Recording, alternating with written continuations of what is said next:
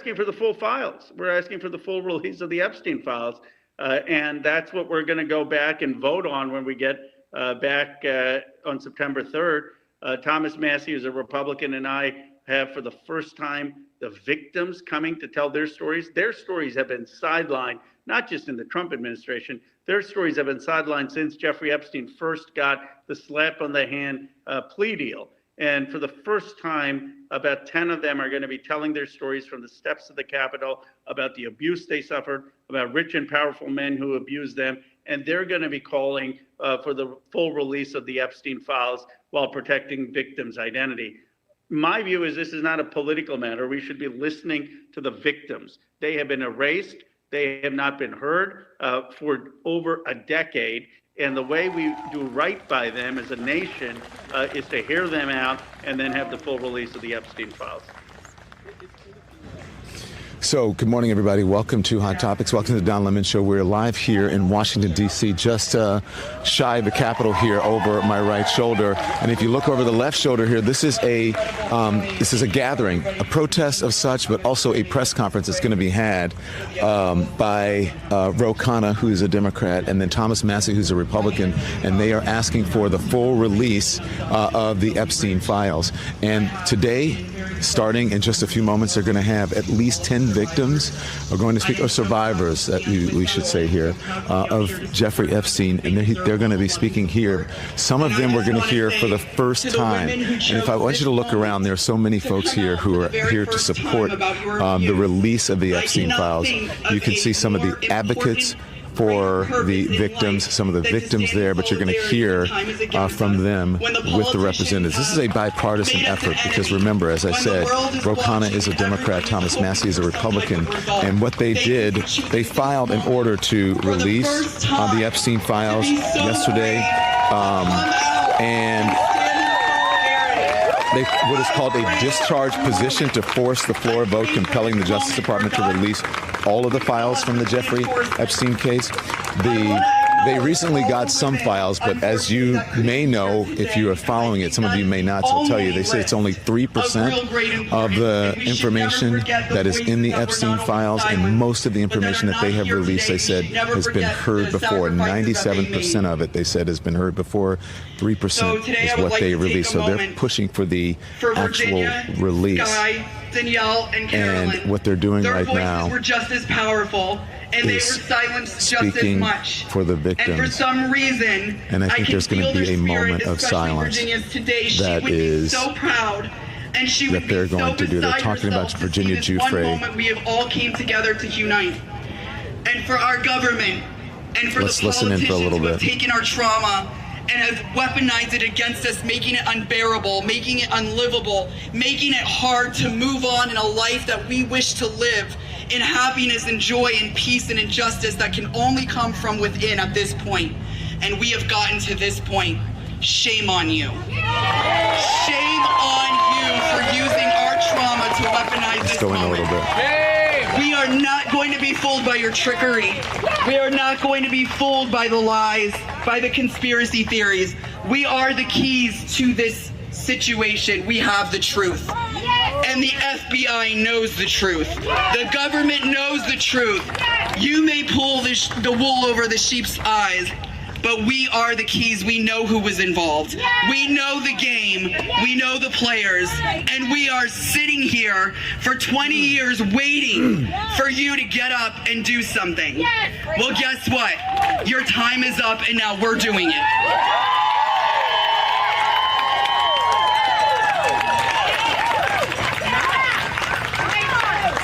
How do you follow that?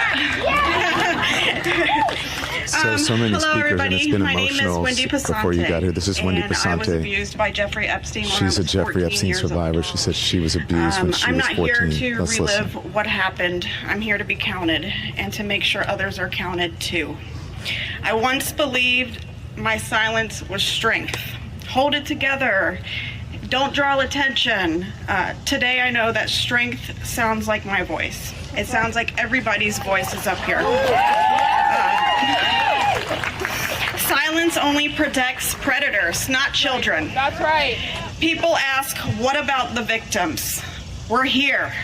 We're here today, and there's more of us. I stand with many who are still finding their words.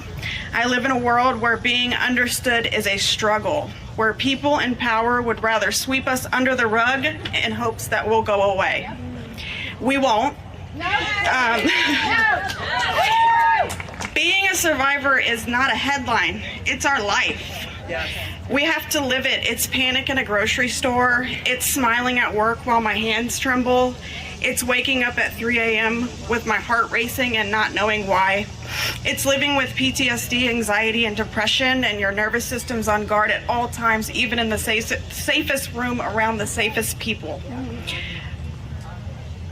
Healing isn't tidy. It's therapy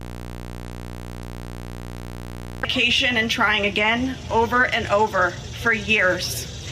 It's setting boundaries with some people who won't understand. Survival isn't weakness, it's wisdom we've earned. If you are a survivor hearing me, your voice is never too late, too much, or too little.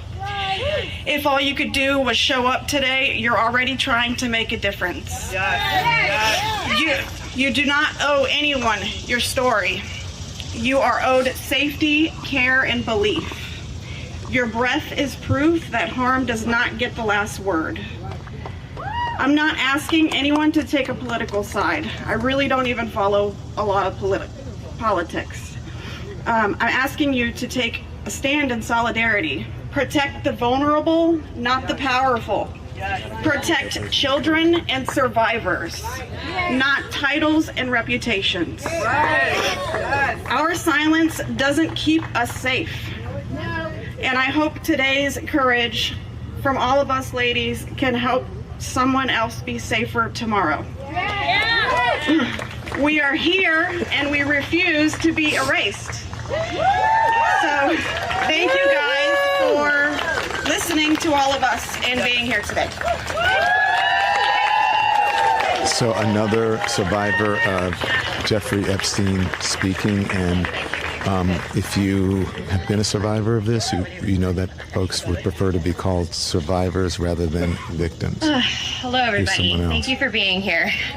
Thank you. As I stand here today and look around, I want to acknowledge what it feels like to be in the presence of these incredibly brave, powerful women that I stand up here with. I am so empowered by each and every one of your fortitude, and I am following in the brave footsteps of those that came before me. While we each have our own stories and walk down different paths of life, we are bonded together as survivors. When I look into these beautiful faces, I am reminded that we all started our journeys with big hopes and dreams. Jeffrey Epstein and his co-conspirator, Ghislaine Maxwell, stole and systematically destroyed those dreams. We are a mosaic of shattered hopes and dreams at their hands.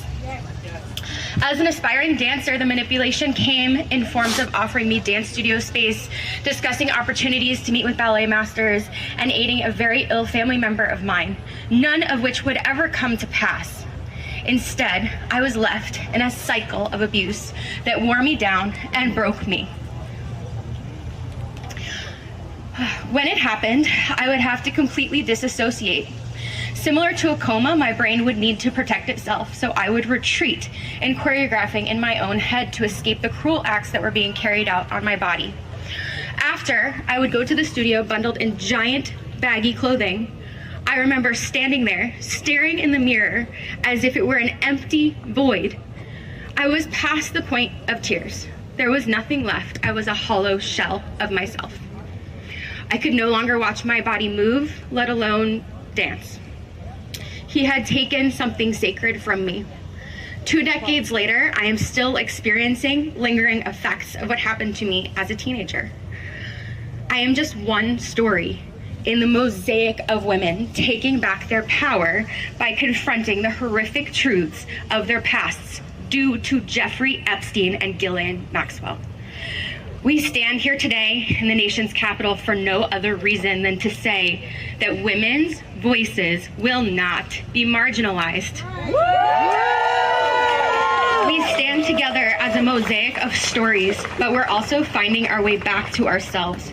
We are reclaiming the fragmented shards of the hopes and dreams of our past to paint a better future for the next generation of women.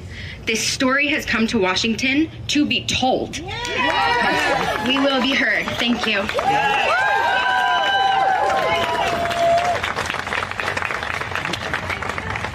And the women are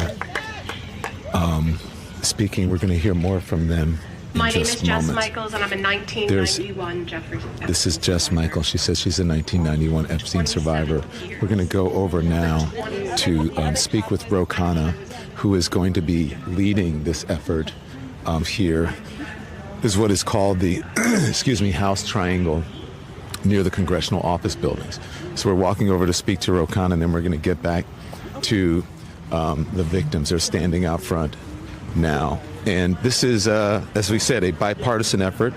Let's jump down here. There we go. This is a bipartisan effort. Let's run across here while we have the chance. We're walking across the street, and it's right here. There you see some of the people who are out here. So thank you guys for bearing with us. Good morning. How are you guys? Just so you know, we're live. Hi. Hi. How are you? Hello. Hey, Congressman, you ready to talk to us? We should go over here. How are you? Good to see Don you. Lemon, it's so good to see you. We're live. I know who you are. Yeah, I know. I just we've met before. I just want to say, so I want to say, as a survivor myself of abuse, yes, thank you for doing this. Thank you. This is a bipartisan effort, and it is important. Talk to us about what you're doing. It's about standing with survivors. It's about restoring trust in government. 10 of the survivors are going to tell their stories for the first time to the American people. They've never been heard before. They've been sidelined. And they're going to ask for closure. They're going to ask for a full release of these Epstein files and accountability for the rich and powerful men who abused them. Why is Thomas Massie on board with this? He's doing it out of principle. He's a Republican, by He's the a way. Republican. He's doing it out of principle. By the way, it's not just him. There are 3 Republican women who have signed the discharge petition. Nancy Mace. I've gone after Nancy Mace on other issues, but she's a survivor herself. Can we just stop right there? We were right here in front of this building yesterday. Nancy Mace met several of I think you met with some of the victims yesterday. Meeting today. Yes. Yeah. Well, some of them. She did. There was a pre-meeting or Yes. this yesterday evening, including Maxwell Frost, who we spoke to yesterday. But I saw Nancy Mace standing outside of this building, and she said, "I'm having a panic attack, Don. Please respect my privacy." So I did not show the video of her. So I talked about it, and I said, as a survivor myself, I understand the trauma that can come from it and the emotion. But she is a Republican. And what do you say about that? She wants to release. I say she showed courage. She showed humanity. And she and I have had huge arguments and debates, but I respect her for just being human.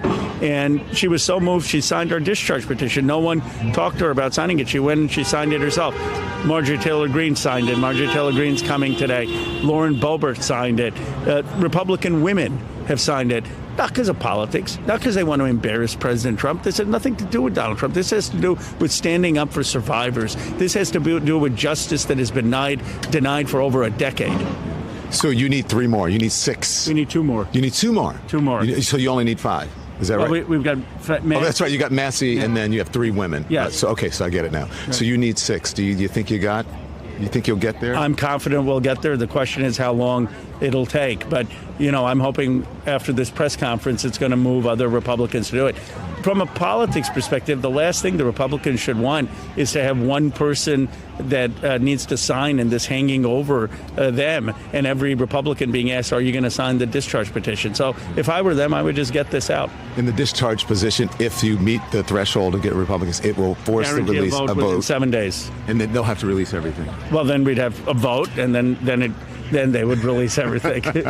So right now, the information that you're getting, you say, is not enough. They're saying that they're being transparent. It's less than 1%. I mean, even the Republicans have said that. The FBI director said there are 300 gigabytes to the file. They've released 1 gigabyte. So it's less than 1%, and 97% of that was public.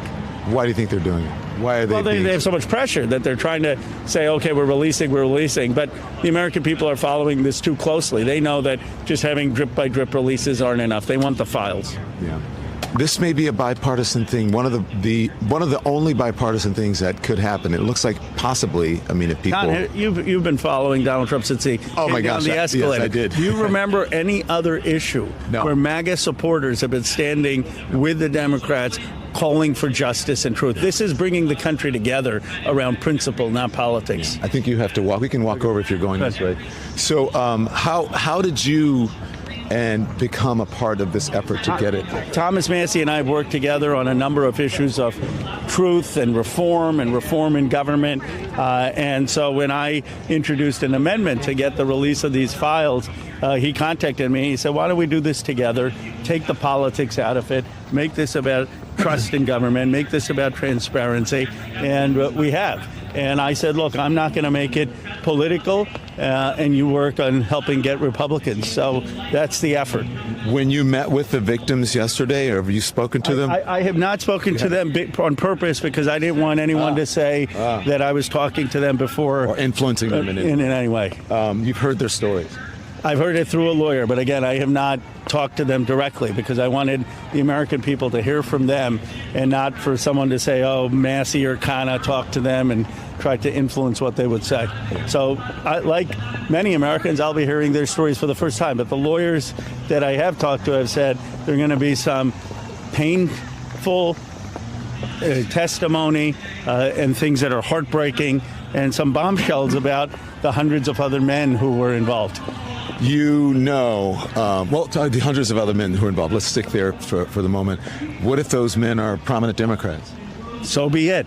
That's why some of the Democrats on our team, I got to go that way, I think. Okay. That's why some of the men on our team some of the Democrats on our side didn't want me to do this initially. That's why some people called it a distraction.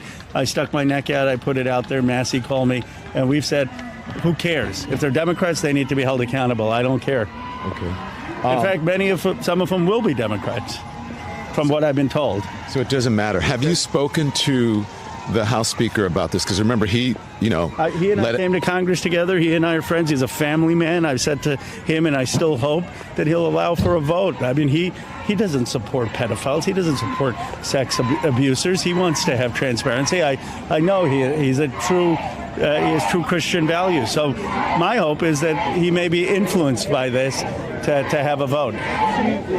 And this is a big crowd. Did you expect this many people? No, I didn't. I don't know where Sarah is. We're looking for your people. I think we... Okay. All right. Thank you very much. We appreciate it. Thank you so much. All right. So that's where they're going to have the press conference. That was Ro Khanna. You heard what he said. This is a bipartisan issue. We're going to hear from the victims in just moments. You're not going to miss anything. But first, we want to get a word in from our sponsors. The Don Lemon Show is brought to you by the Freedom from Religion Foundation. Let's talk facts for a second, shall we? All across the U.S., politicians are pushing religion into public schools.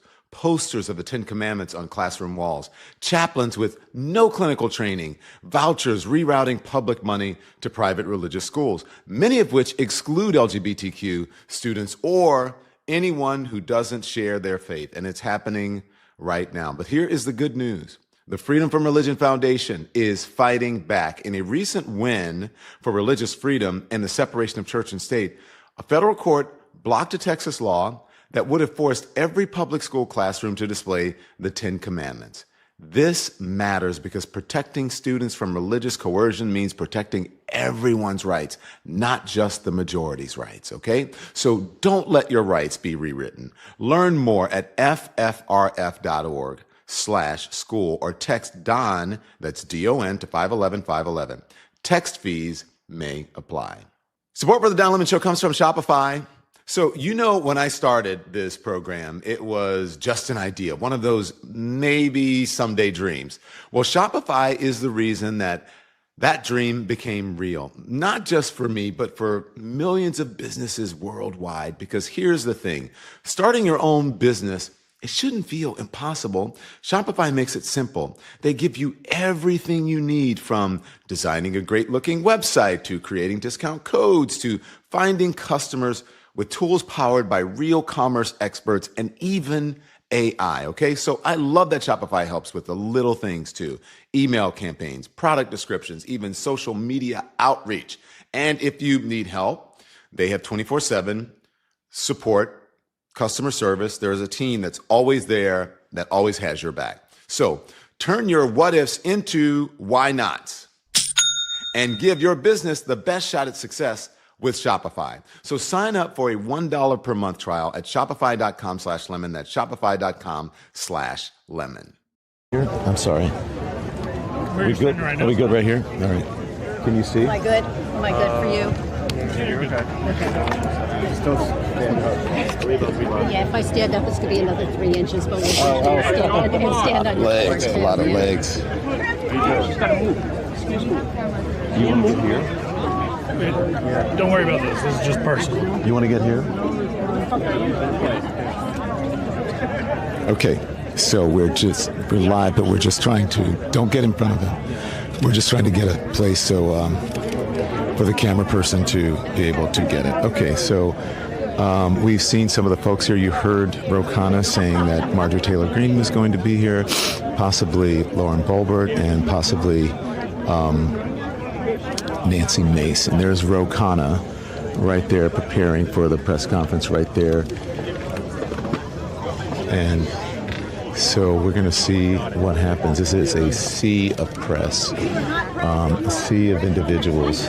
Our friend Carlos is here from yesterday as well. So here we are.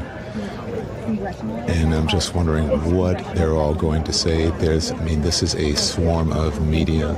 I think there are hundreds, if not, there are hundreds of cameras and reporters here, maybe into the thousands. The victims are here, or survivors are here as well. They're very emotional. We walked by one who is crying and saying that they should put perpetrators of this, they should be locked up. One of the parts he spoke just moments ago. I don't have my thing. I don't have my stuff on it. We are press, so I don't have my thing. You have a press ID. I need to see press ID. Okay, hold on. I got it. He's right here. Stand by. Let's move out. I don't have my thing with me. You have a press ID? They're trying to find the information for us. I don't have my ID with me because it's in a bag, darn it.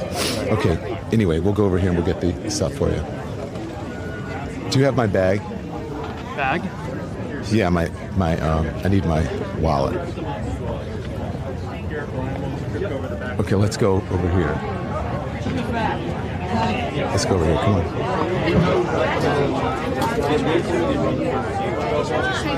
There is, how are you? So you see Marjorie Taylor Greene is,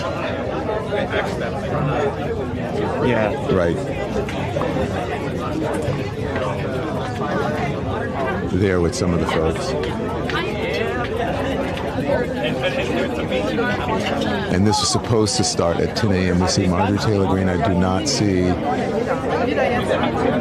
Massey. I'm sorry, not Massey. I do not see Boebert or Nancy Mace in the crowd.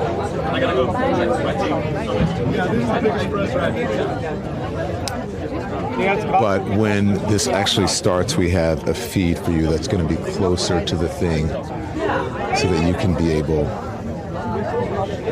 to see it. The crowd has grown. It's almost double since we've been here just for a shot of the crowd. a few minutes. Yeah, just if you can pan around and show the crowd so that we can see it.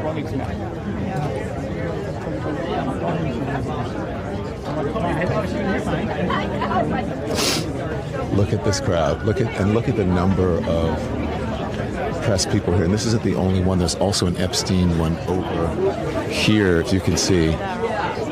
So it's good there. So there is Marjorie Taylor Greene now stepping up to the podium here. And you can see her is about to speak.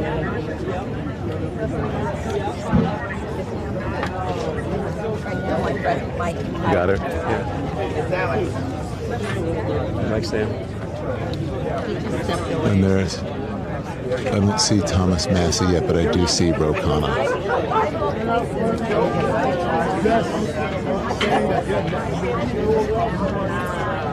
They may let you in over here. There's another. Yeah, let's see.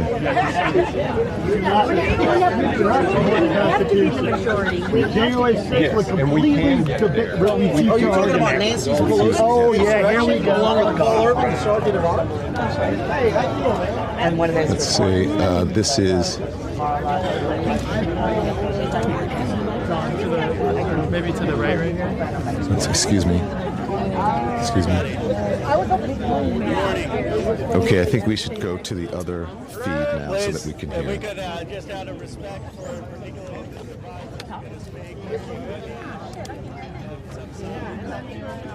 Yeah. Well, there's a unlock the exit. I don't even know. The survivors are going to be heard today. I want to begin by thanking Brittany Henderson and Brad Edwards for their tireless work in the pursuit of justice. And I want to thank Sarah Drury on my team for working with them. Above all, I want to thank the survivors who are here today, whose courage and strength have brought us to this moment. I want to thank my co-lead, Congressman Thomas Massey, and Congresswoman Marjorie Taylor Greene for standing with survivors here today. Today, as you can see, we're united in restoring trust in government. We're here not as partisans, we're here as patriots. We begin the work of bringing this country together, progressives, independents, moderates, and yes, MAGA supporters, to demand truth and justice. A nation that allows rich and powerful men to traffic and abuse young girls without consequence is a nation that has lost its moral and spiritual core. Americans are asking a very simple question.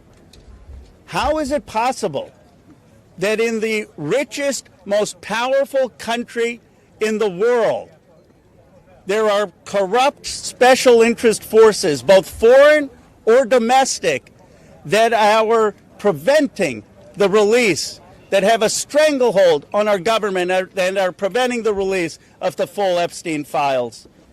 There is something that is rotten in Washington. Less than 1% of these files have been released. We are demanding today on the discharge petition that all of the files be released. We know we have 212 Democrats, and we have 4 Republicans, courageous Republicans like Thomas Massey, Nancy Mace, who was so emotional yesterday after talking to the survivors, Congresswoman Boebert, and Congresswoman Marjorie Taylor Greene. We need just 2 more signatures to force the release. So we gather here on the steps of the Capitol to confront these corrupt forces. Today we stand with survivors.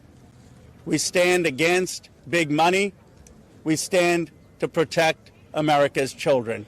That is really what this is about. I now want to bring up my Republican colleague, Thomas Massey. He has shown so much courage, so much leadership. And I saw some people, I say the same thing about Marjorie Taylor Greene. She has shown so much courage on this issue. I saw some people when I was coming here calling her names. We've got to stop that. We've got to stop the partisanship on this issue. This is an issue where they both have shown real courage and leadership, and I appreciate them joining us today. Congressman Massey. I want to thank my colleague Ro Khanna for co-leading this effort to bring transparency and justice for these victims. I hope my colleagues are watching this press conference. I want them to think, what if this was your sister? What if this was your daughter? When these survivors speak, the Washington establishment is asking the American public to believe something that is not believable.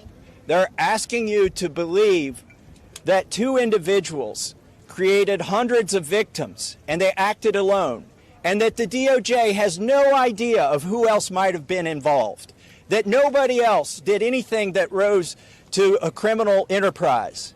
The American people know that's not true.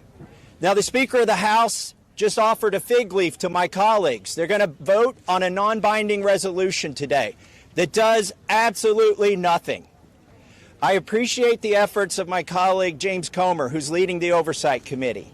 They may find some information, but they're allowing the DOJ to curate all of the information that the DOJ is giving them. If you've looked at the pages they've released so far, they're heavily redacted. Some pages are entirely redacted. And 97% of this is already in the public domain. So I'm calling on my colleagues, be one of the next two who sponsors this discharge petition. I think it's shameful that this has been called a hoax. Hopefully today we can clear that up. This is not a hoax. This is real. There are real survivors. There are real victims to this criminal enterprise. And the perpetrators are being protected because they're rich and powerful and political donors to the establishment here in Washington, D.C. So today we're standing with these survivors and we're giving them a voice, and I want to close by thanking them. They are brave. I hope they encourage other survivors to come forward and to tell their stories, not just of Jeffrey Epstein and Maxwell, but anywhere in the country. This is a message that we are sending. This is a litmus test. Can we drain the swamp? Are there people who are outside of the reach of the law? I don't think there should be. So hopefully today we'll get 2 more signatures on the discharge petition. That's all we need. And with that, I want to introduce the bravest woman in Congress, Marjorie Taylor Greene. I find it interesting that the 3 Republican co-sponsors are women. These are women standing up for women. And Marjorie was the first to do it. And I think she deserves all of our gratitude for breaking that barrier and leading the way for the other Republicans. Hopefully they can find their spines as well. And with that, I give you Marjorie Taylor Greene. Yes. Good morning. This is my 5th year in Congress, and this is the largest press conference that I've seen since I've been here. And this is because this is an issue that matters so much to Americans. This is an issue that doesn't have political boundaries. It's an issue that Republicans and Democrats should never fight about. As a matter of fact, it's such an important issue that it should bring us all together. It's grieved me to watch the arguments and debates take place among my colleagues and even the administration. I think this is something that was worth fighting for. You see, the women behind me are going to tell you stories that you've never heard before. These are unimaginable horrors that they've lived with for their entire lives since they were very, very young. But these are also similar stories that many children, teenagers, women, and even men are enduring nightmares right now as we speak. You see, these women have been fighting since the 1990s. I heard one woman tell us yesterday since 1996. And they have carried with them shame. But I want to tell you something. The shame does not fall on these brave, courageous women.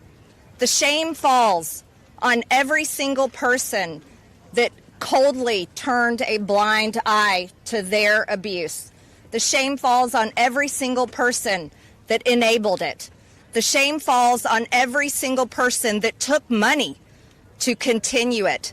And the shame falls on the people in power over the past several decades that protected the monster, Jeffrey Epstein, and his cabal that continued a nightmare. Those people deserve the shame. And today we are coming forward and we are going to fight like hell for these women, because we have to fight like hell for those that are enduring sexual abuse and are living in a prison of shame. Anyone that is being abused, it is not your fault. You should live with no guilt or fear or shame.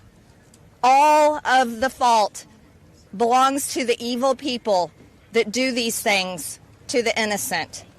This is the most important fight we can wage here in Congress, is fighting for innocent people that never receive justice. And the women behind me have never received justice.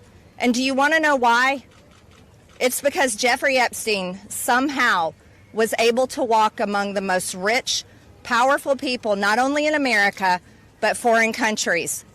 Yesterday, I heard countries like Saudi Arabia, Russia, and even Israel, and other countries.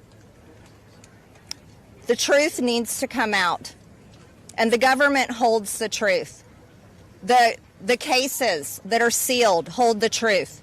Jeffrey Epstein's estate holds the truth. The FBI, the DOJ, and the CIA holds the truth. And the truth we are demanding come out on behalf of these women, but also as a strong message to every innocent child, teenager, woman, and man that is being held captive in abuse. This should never happen in America, and it should never be a political issue that divides us. And I want to thank Ro Khanna and Thomas Massie for doing something brave, crossing political boundaries for a very important fight. And I'm honored to join both of them. And I'm honored that Nancy Mace and Lauren Boebert signed the discharge petition along with myself. And I asked my Republican colleagues not to choose just one path for justice and transparency and accountability, but I asked my Republican colleagues to choose every path for justice and accountability and transparency. And with that, I'd like to bring back Congressman Ro Khanna to start this important press conference. Thank you very much. Thank you, Congresswoman Green, for your courage and for being here, and thank you again to Congressman Massie for co-leading it. I now would like to introduce two people who have been fighting this for decades. They haven't had their voice heard. The victims haven't been heard. They haven't just been on this in the last few months. They've been doing this in the wilderness for years, and they are really models of courage. Bradley Edwards and Brittany Henderson, who are the attorneys for the victims. Thank you for being here.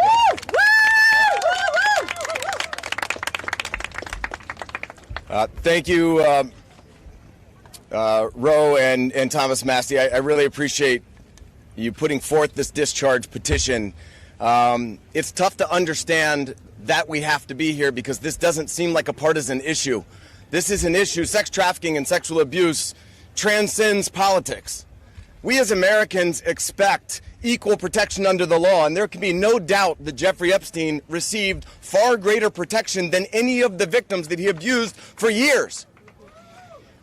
In 2008, Courtney Wild walked into my office because she was a part of a federal investigation into Jeffrey Epstein where all she wanted was the government to talk to her. Little did she know the government had worked out a secret immunity deal for Jeffrey Epstein, and we had to file Jane Doe's versus United States of America to prove that Jeffrey Epstein worked out an illegal non-prosecution agreement with the government. That was 2008. It took us 10 years battling the government pro bono for the judge to ultimately determine that the victims' rights were violated. The government has mistreated them after Jeffrey Epstein mistreated them. We then filed civil lawsuits against Ghislaine Maxwell, which has resulted in her being in prison. Our civil lawsuits led to her prosecution. We filed lawsuits against Jeffrey Epstein, against his estate, and against two financial institutions, JP Morgan and Deutsche Bank, that proved that they knowingly provided the financial infrastructure for a sex trafficking operation. Unfortunately, all of the documents and evidence that we have worked so hard to gather hide behind protective orders, confidentiality agreements, and bank secrecy laws. That is why this discharge petition is so important. While we have seen the documents, you haven't. And when you see the documents, you're going to be appalled.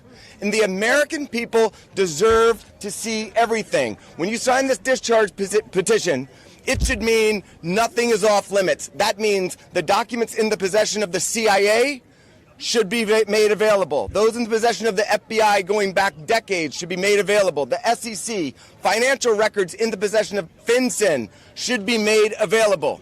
Everybody knows that evil Evil flourishes in the darkness. Corruption flourishes in secrecy. It is time right now to make a difference for the women that are behind me right now. They have been courageous and fought through this whole thing. Whether you're a Republican or you're a Democrat, this one is an easy call. You're an American who cares about equal rights and equal protection under the law. If you care about these women, if you care about our country, and you care about this issue, this should pass with flying colors. I really appreciate everybody being here.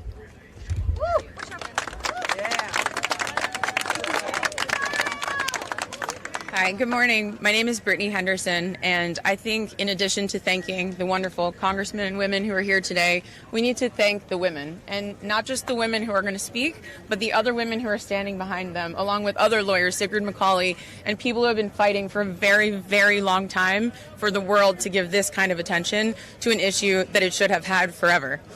This administration has the opportunity to do what the past administrations did not do.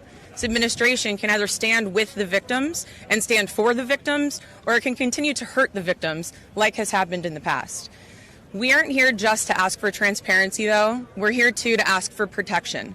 The women here represent hundreds of other women who we have spoken to, many of whom were trafficked from other countries, from Eastern European countries where women don't have the rights that we have here. Women don't have the protections that we have here.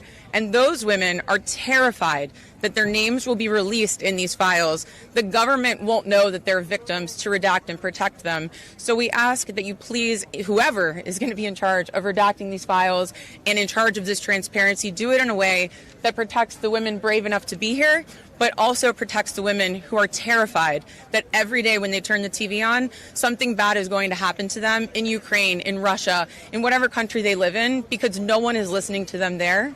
So thank you for being here. Thank you for listening. And please protect these women while we seek transparency. Good morning. My name is Anushka DeGiorgio, and I stand before you today as a survivor of both Jeffrey Epstein and Ghislaine Maxwell. I want to thank Congressmen Massey and Khanna for their role in putting together this very, very important bill. Every day of this journey toward healing has come at a profound cost to my mental health. But I am here. I chose to come because this bill really matters. I speak today not only in service of my own recovery from trauma inflicted by Maxwell and Epstein, but to honor the lives, the courage and sacrifices of Virginia Giuffre, Caroline Andriano, and others who could not continue. Their voices mattered. Their stories must not be forgotten. Accountability is what makes a society civilized. Equal opportunity and equal consequence for all. Consequences are not about punishment alone. They exist to deter future harm, to protect vulnerable, and to set a standard of justice. If Ghislaine Maxwell were pardoned, it would undermine all the sacrifices I made to testify and make mockery of mine and all survivors' suffering. That is why the Epstein Files Transparency Act is so essential. It requires the Department of Justice release all the records related to Epstein and Maxwell investigations, flight logs, immunity deals, internal communications, and even the records surrounding Epstein's detention and death. And crucially, it forbids withholding documents simply because of embarrassment, reputational harm, or political sensitivity. This is about ending secrecy wherever abuse of power takes root. But transparency alone is not enough. Survivors need protection, resources, and legal support. If this Congress is serious about justice, then let this moment also affirm your commitment to provide victims with the legal aid they need to confront abusers, to navigate complex systems, and to reclaim their power. Transparency must be matched by support, or else too many victims will remain silent out of fear and lack of access. The statistics demand action. Nearly 1 in 5 women in America will experience rape or attempted rape in her lifetime. Every 74 seconds, someone is sexually assaulted. Every 9 minutes, that person is a child. These are not numbers. They are people. They are your daughters, your sons, your constituents, your friends. Statistically, 1 in 5 of your families will face this nightmare. The days of sweeping this under the rug are over. We, the survivors, say no more. I want to help create a world where survivors of sexual abuse and abuse of power can come forward safely. And I ask Congress to join me in that effort, not only by passing this bill, but by ensuring that those who step forward have legal support to face their abusers and see justice done. When Judge Berman gave Epstein survivors the chance to finally speak, the world listened. After so many years, survivors were heard. That moment was historic, and so is this moment. For me, the turning point was when I had my daughter, and on the day she was born, I knew I had a responsibility to protect her and to protect all children. I have to use my voice, the voice that had been silenced by fear and shame for so many years. Make no mistake, my polished exterior is a shield hiding a wound that still bleeds. But through this wound, I have found purpose. To be part of lasting change in how we confront exploitation and abuse. And to be clear, the only motive for opposing this bill would be to conceal wrongdoing. You have a choice. Stand with the truth, or with the lies that have protected predators for decades. I am no longer weak. I am no longer powerless. And I'm no longer alone. And with your vote, neither will the next generation be. President Trump, you have so much influence and power in this situation. Please use that influence and power to help us, because we need it now, and this country needs it now. Thank you.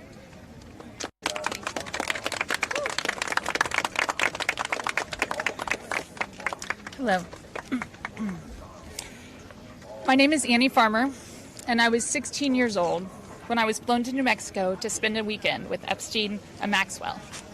That same year, 1996, my sister, Maria Farmer, reported what happened to me there, along with reporting her own assault at their hands and their theft of sensitive photos of herself, of me, and our younger sister that she had taken for her work as a figurative painter. I am now 46 years old. 30 years later, we still do not know why that report wasn't properly investigated, or why Epstein and his associates were allowed to harm hundreds, if not thousands, of other girls and young women. We have never been told whether those images were found when they discovered a large amount of child sexual abuse material on his property. As a psychologist, I understand that when the systems meant to protect us recreate the abuse cycle, the betrayal that occurs can be just as damaging as the original trauma. This happens when survivors of these crimes are not believed, when our well-being is not weighed as heavily as those who have more resources or more privilege, and when perpetrators of these crimes are given a platform rather than the survivors of them. For so many years, it felt like Epstein's criminal behavior was an open secret. Not only did many others participate in the abuse, it is clear that many were aware of his interest in girls and very young women and chose to look the other way because it benefited them to do so. They wanted access to his circle and his money. Their choice to align with his power left those of us who had been harmed by this man and his associates feeling very isolated. I could never have imagined being here today and this chorus of support that we have all received. I have been sent so many notes and messages from people with no direct connection to this case who've expressed their solidarity with us. And I believe that is because, in part, as Anushka explained so well, this is an extremely widespread issue of child sexual abuse, of sexual exploitation, of sexual violence. This affects almost every family in some way. From my conversations with women in these last few days and from all of the support that we've received, it's very clear to me that we are not going away, we are not going to be quiet, and we are not going to give up. And I ask the American public to stand with us and not give up. At a time with record high levels of distrust in our institutions and a perception that there are two Americas, one for those with power and privilege and one for everyone else, passing this Epstein Transparency Bill is one important step that can be taken to prove to Americans that the government does not side with sexual perpetrators. A thorough public review of this information is an important step in preventing the type of systemic failures that have occurred in this case and harmed all of us. An important step towards healing for those involved. Thank you.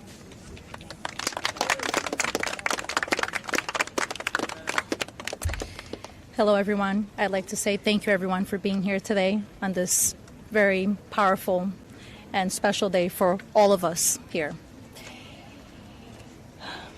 My name is Marina Lacerda. I was minor victim 1 in federal indictment of Jeffrey Epstein in New York in 2019. I was one of dozens of girls that I personally know who were forced into Jeffrey's mansion on 9 East 71 Street in New York City when we were just kids. Today is the first time that I ever speak publicly about what happened to me. I never thought that I would find myself here. The only reason that I am here is because it feels like the people who matter in this country finally care about what we have to say. As an immigrant from Brazil, I feel empowered knowing that the little girl struggling to get by at 14 and 15 years old finally has a voice. For the first time, I feel like I matter as an American. I was only 14 years old when I met Jeffrey.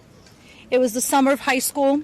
I was working 3 jobs to try to support my mom and my sister when a friend of mine in the neighborhood told me that I could make $300 to give an older guy a massage. It went from a dream job to the worst nightmare.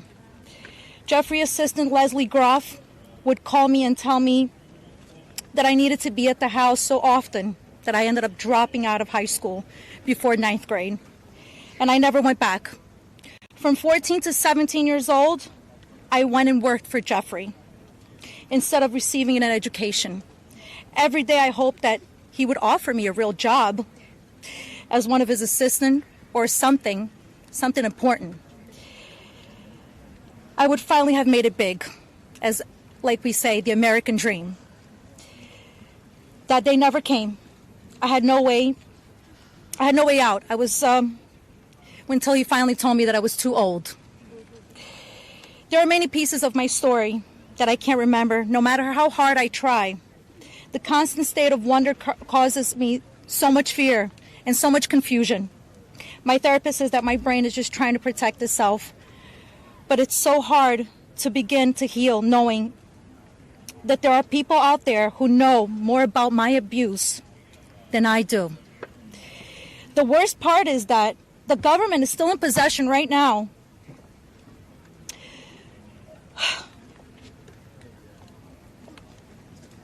of the documents and information about that could help me remember and get over all of this maybe and help me heal.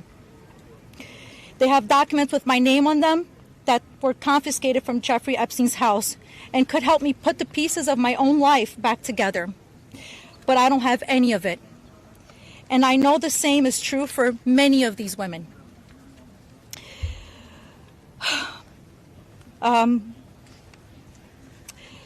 We are here to support this bill today, not only for transparency, but for the American people.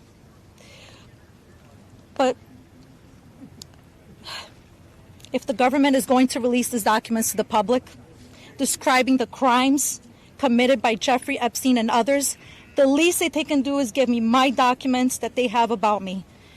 The other survivors deserve the same respect from our government. While identifying information must be redacted to the public, it is equally important to provide the victims themselves with unredacted information. I will never forget when the FBI agent showed up in my door in 2008. Jeffrey Epstein hired a lawyer to represent me, or more like to represent him, I'd like to say. I couldn't ask any questions, and I had no idea what was going on. I was terrified. Until today, I think most of us are still terrified. I thought somebody was going to kill me. I thought something was going to happen to my sister or my mother. It went further out to even maybe thinking something would happen in Brazil with my family.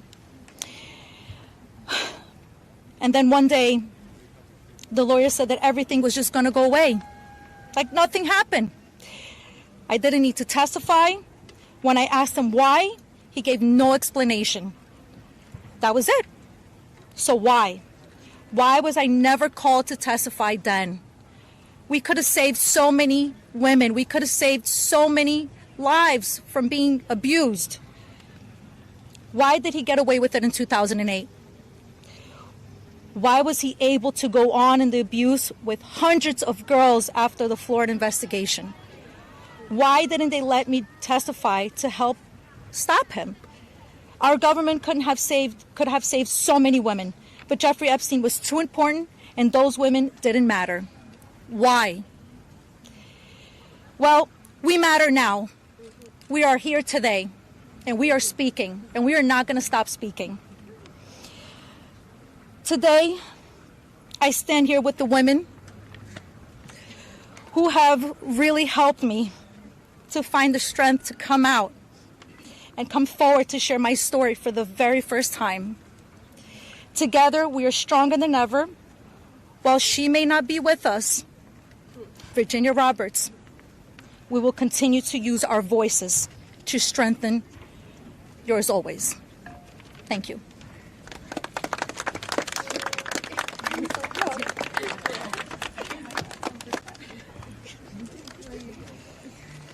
Hi, my name's Courtney Wild. I just wanted to take a second and just have a moment of silence for all the women survivors that aren't here with us today, that passed away due to anxiety, depression, trying to keep up with this case. A moment of silence, please.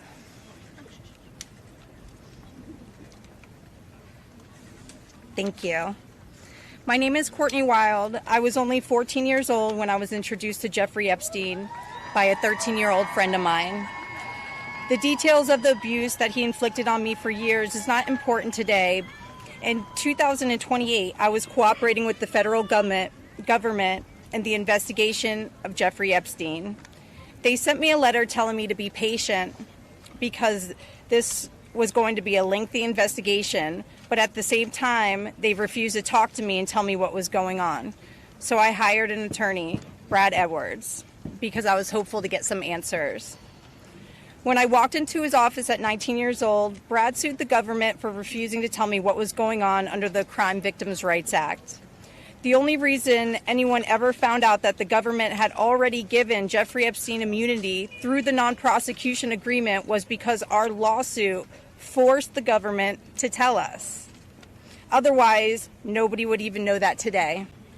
Sometimes it's hard to believe that I had to sue the United States just to learn that my abuser was given immunity. I started as Jane Doe, but I decided I was proud enough to take on our country, and I was on the right side of history. We fought the government for 10 years to prove that the government violated our rights as crime victims and the crime victims' rights in order to protect a pedophile. We had to win the 11th Circuit Court appeals to force the government to turn over thousands of pages of emails between Jeffrey Epstein and the government. Those emails provided the proof that the government worked very hard with Jeffrey Epstein to violate our rights. Why? Why did the government work so hard to protect Jeffrey and not so hard to protect me and my other innocent friends? Why was Jeffrey so important to the government, and why was I so insignificant? Why did nobody but our lawyers care before now? It seems people have only started to care because of Twitter and politics. But I would like to say this has nothing to do with politics. This is not a blue thing or a red thing. This is an everyone thing. We can all agree on this. The injustice that has happened here. Multiple, over and over. Everybody that talks about this just seems to make it worse. We need transparency. It's time for us to see beyond the curtain. Why was Jeffrey Epstein so protected? Who is still being protected? And who protected them all, so the world can understand how Jeffrey was able to abuse so many of us for so long. I was lucky to have Brad Edwards, Brittany Henderson, and Paul Cassell take on my case pro bono and fight fearlessly over 20 years' time. I would like to thank them, and I'd also like to ask the Trump administration to please sign off on the Crime Victims' Rights Reformed Act, the Courtney Wild Crime Victims' Rights Reformed Act that's we're trying to get passed here, so we can close the loopholes in the CVRA case that Epstein's attorney used to their benefit to get away with this. Thank you so much.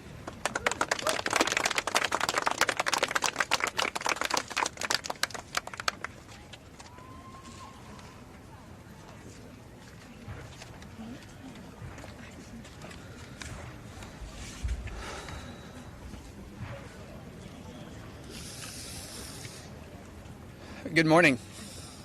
First and foremost, we want to extend our deepest gratitude to Brad and Brittany Edwards, Congressman Massey and Kana, and above all, the brave survivors who have entrusted us with the privilege of speaking today on behalf of Virginia. Robert Giuffre, as her family. We are here today because we support H.Res.581, the Epstein Files Transparency Act, in its entirety. But as much as this bill is about shining a light on truth, it's not just about the bill. This is about justice. This is about survivors.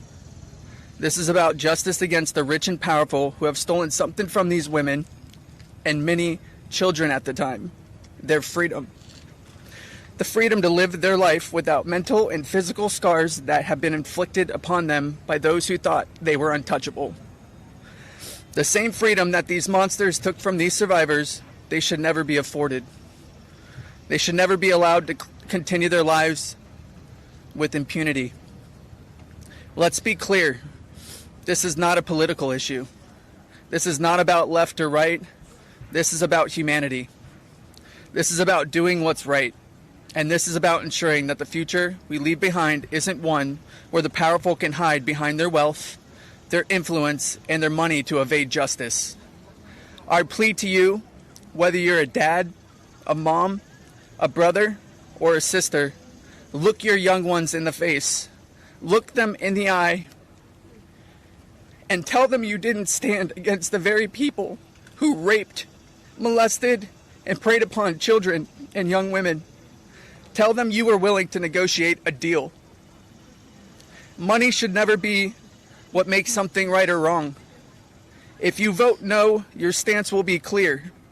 You will be choosing to stand on the side of the rich and powerful, allowing money to buy your way out of the consequence. But here's my one ask. Look these survivors in the eye and tell them why. Then, look the people of the United States in the eye and tell them why. And then, when you're alone, look yourself in the mirror and ask yourself why. Virginia said it best, and I quote, "I have physical and mental scars that will never heal. I have memories that will never go away. They say time can heal, but this won't. Not until the justice system makes an example out of these people with so-called privileges. I just call it money. The only time I can begin to heal is when their freedom is taken from them, just like they did to me and literally thousands of other victims. The survivors of this horrific abuse are watching. The American people are watching. And history is watching. Which side will you be on?" Thank you.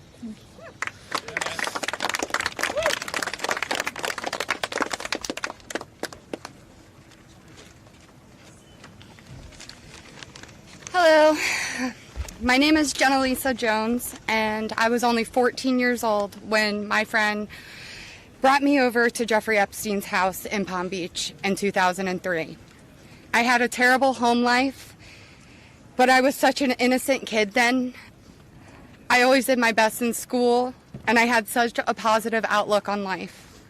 Until that day that I met Jeffrey, I have never been more scared in my life than I was that first time that he hurt me. I remember crying the entire way home, thinking about how I couldn't ever tell anyone about what actually happened in that house. This guy was so rich and had so many pictures with so many famous people, and no one would have ever believed me if I told them. I want to thank Congressman Rowe and Congressman Thomas Massey for having me here today. It was really hard for me to find my voice and to become strong enough to speak about my abuse. I didn't come forward until 2019, and even then it was like I was afraid of a ghost. I know that I was just a little kid, but sometimes I still feel like it is my fault that this happened. Being given the opportunity to speak at the United States Capitol building about something that is so important, not just to me and the women before you, but to the entire country. Together, we can finally make a change. And that is thanks to the people like these two congressmen and their teams who actually care about the victims. If you are a member of Congress and you are listening to all of us speak here today, please really listen to us. Please vote for this bill to be passed. Please recognize how important it is for transparency relating to Jeffrey Epstein. Whether you are a Democrat or a Republican, this does not matter. This is not about sides. You are an American, and you are a person who has chosen to serve in an elected position to stand up for those you represent who cannot always stand up for themselves. We are those people. We are the Americans that you promised to protect, and we need your help. Please, President Trump, pass this bill and help us. Make us feel like our voices are finally being heard. Thank you.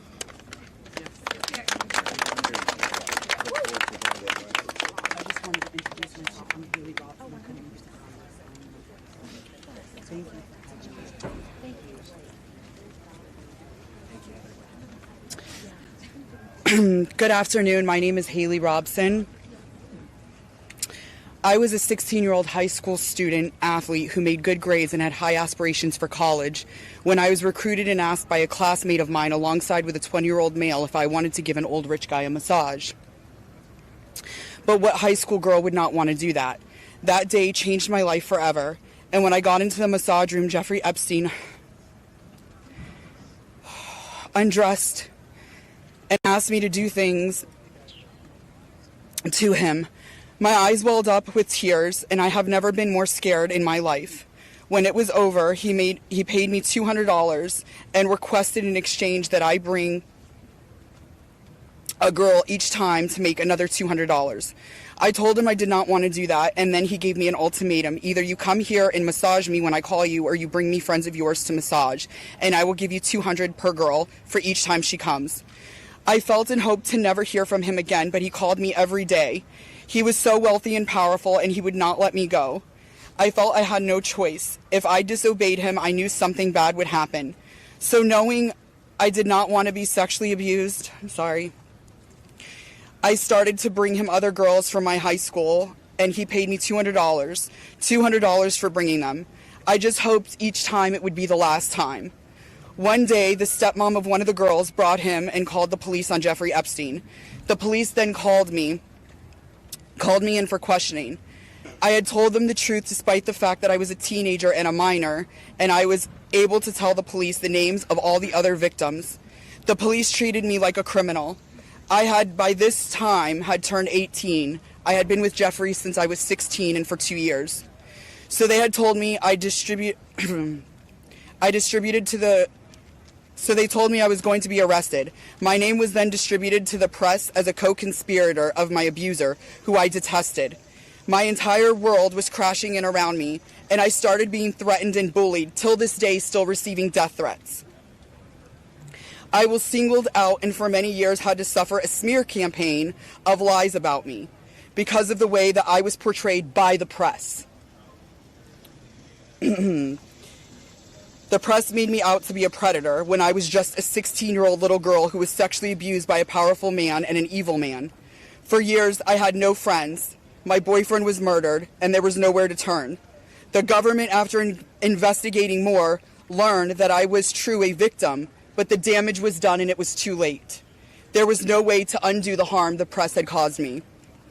In 2019, I met Brad Edwards and Brittany Henderson. They changed my life and they believed in me and have helped me to finally heal.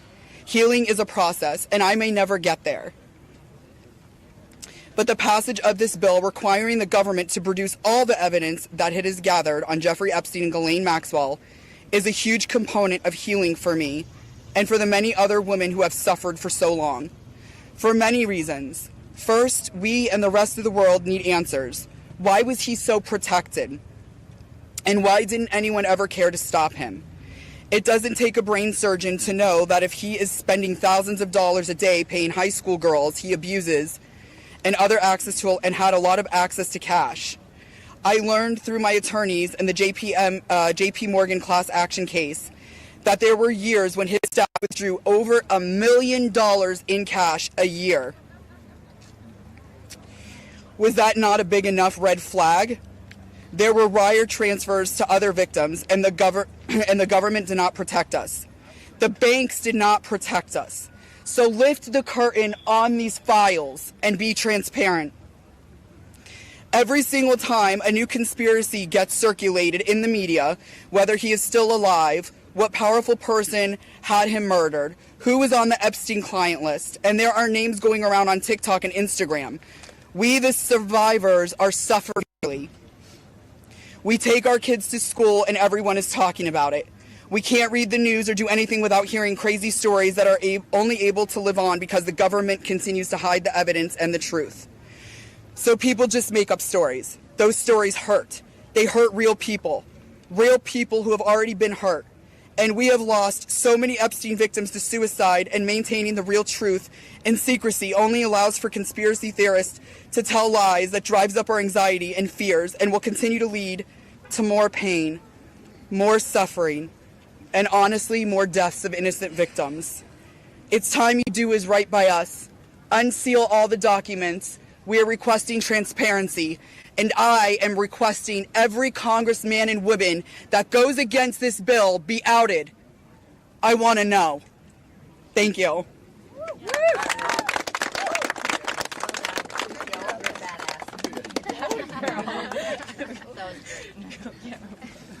Tear into the press and tear into Congress.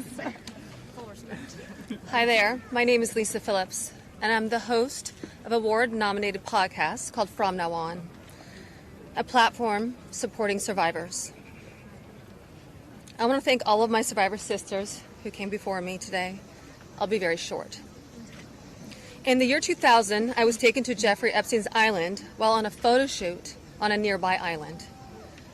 Who I saw and what I experienced there was a glimpse into a very dark and disturbing world. For years after, I tried to avoid Jeffrey, but he had introduced me to Katie Ford, the owner of the Ford Modeling Agency. Epstein's reach went to the very top of fashion, arts, and entertainment. This did not just happen to underage girls in Florida. In New York City, hundreds of young, ambitious women were abused by him. Epstein was not just a serial predator, he was an international human trafficker. And many around him knew, many participated, and many profited. And yet, he was protected.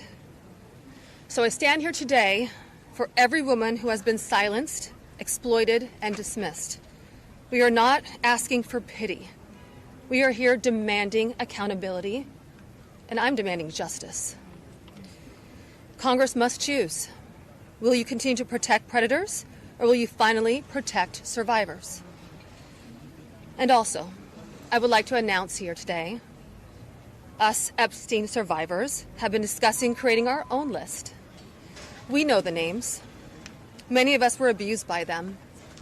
Now, together as survivors, we will confidentially compile the names we all know who were regularly in the Epstein world. And it will be done by survivors and for survivors. No one else is involved. Stay tuned for more details.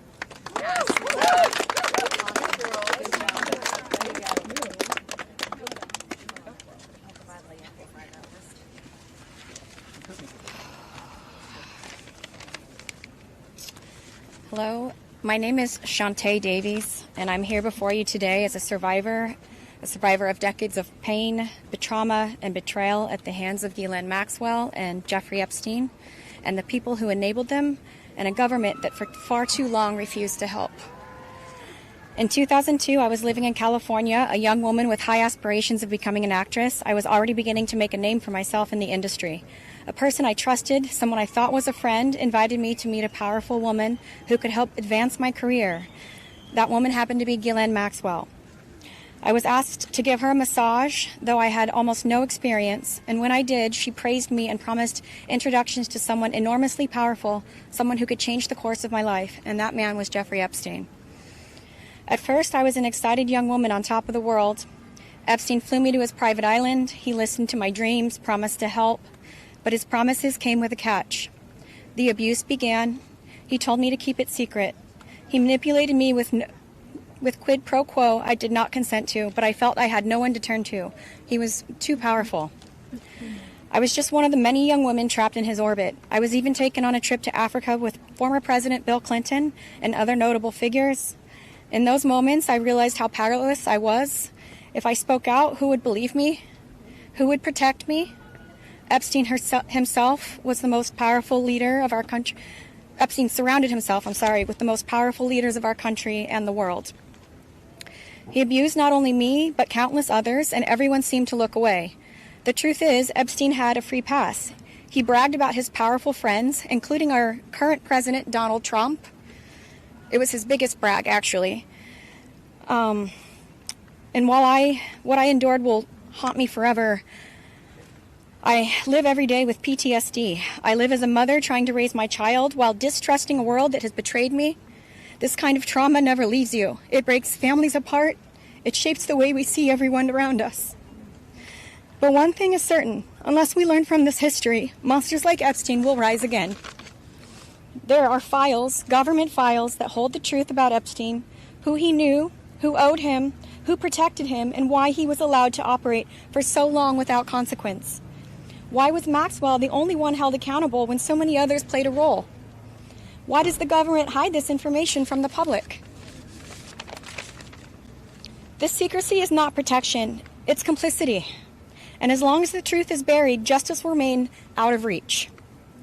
That is why this bill matters. Passing it will, bless you, ensure that the suffering of survivors is not in vain. Passing it will bring accountability, transparency, and prevention. It will help protect the next generation of predators who seek to place themselves above the law through wealth, influence, and connections. This is not just my story. It is about every survivor who carries invisible scars. It's about the weight we live with daily. It is about the families broken and the futures stolen. So I ask you, President Trump and members of Congress, why do we continue to cover up sexual abuse and assault? Who are we covering for? Let the public know the truth. We cannot heal without justice. We cannot protect the future if we refuse to confront the past. Thank you.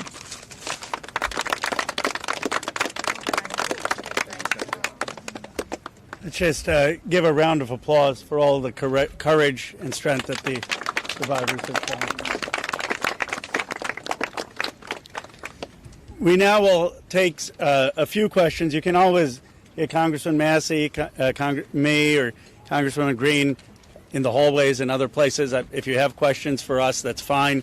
But I wanted to see first if you have questions for the lawyers and the survivors, and Brad will facilitate any of the questions to the survivors. Yes? Yeah. This question would be for the survivors, Mr. Edwards. The president has said that this Epstein issue is a hoax, is the words that he used. Can we get your reactions to what you think when you hear him say that? I'll answer that. Mr. President Donald J. Trump, I am a registered Republican, not that that matters because this is not political. However, I cordially invite you to the Capitol to meet me in person so you can understand this is not a hoax. We are real human beings. This is real trauma. What does it feel like emotionally to hear that? Devastating. It's being gutted from the inside out. Not that I would know what that feels like, but I imagine it's the anxiety buildup with the depression and the survival mode, and then your nervous system goes limp and ironically is shot. And it feels like you just want to explode inside because nobody, again, is understanding that this is a real situation. These women are real. We're here in person. To say that it's a hoax is just not... Please humanize us. I would like Donald J. Trump and every person in America and around the world to humanize us, to see us for who we are and to hear us for what we have to say. There is no hoax. The abuse was real. Now, what goes on behind closed doors, I can't speak for that. What happens around the world politically, I cannot speak for that. But I am here with all of these women, including our attorneys, and I would be more than happy to meet with him, and I will meet him halfway. Ms. Edwards, I wonder if any of the victims could respond to the news from recently about Ghislaine Maxwell being transferred to a lower security prison in the aftermath of speaking to Todd Blanche. You want that one? About her transfer to a... Oh, yeah. I'm happy to speak to that. We were horrified to learn that she had been transferred to a prison camp. She is someone who was found guilty by a jury of sex trafficking. She not only, we often hear that she procured women for Jeffrey, which I think is a very sort of polite and minimizing term. She also participated in the abuse. She was a major architect of the scheme. And the fact that she has painted herself as a victim, I think is disgusting. And it was horrifying, I think, to us that we were not told about her prison transfer. We found out about it in the news. 1 minute, I think Anushka maybe has something to say. So, Anushka DeGiorgio, I testified alongside Annie at the trial of Ghislaine Maxwell. I was horrified when I found out not only had Ghislaine Maxwell been transferred to what's called a low security. It's really is like a holiday camp. And then afterwards, I got a notification from the Department of Justice telling me that this was going to happen when it had already happened. This woman abused children.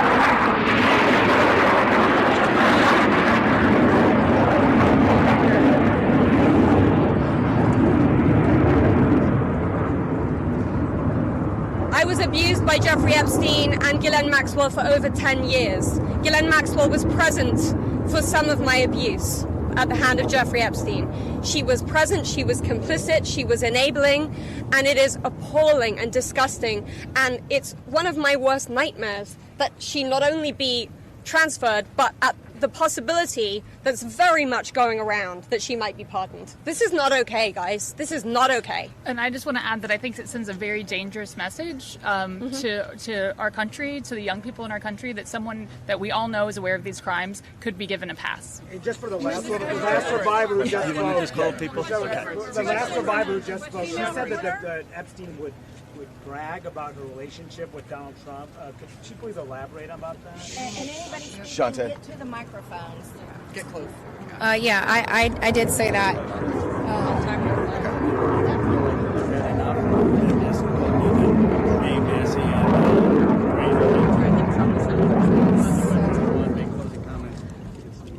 My first trip to the Palm Beach residence, I drove there from the airport with Ghislaine Maxwell, and Jeffrey and Ghislaine were always very boastful about their friends, their famous or powerful friends, and his biggest brag forever was that he was very good friends with Donald Trump. He had an 8x10 framed picture of him on his desk with the two of them. Like, they were very close. Go ahead. On this client list that your survivors are... What? Excuse me. One second. You called on me. For this client list that you ladies are putting together, you said it would be confidential, but will the public... could you clarify, will the public get to see that list? So, Lisa, what's your envision here? Is it going to go to the public or just amongst the survivors? No, we're reaching out to survivors that are scared. So, come on up. We're reaching out to survivors that are scared to come forward and that also know who they were trafficked to. So that's the list that we're compiling. We're not quite sure how we're going to release that, or even if we're going to, the Department of Justice needs to release the list. Right, because for folks at home, they might be confused. The survivors know the names. You've seen these powerful people. Why can't you say the names? Could you just explain for folks? Why do we have to say the names when the government knows the names? And we're also scared to do so. Look what's happened to so many of the survivors that have revealed names.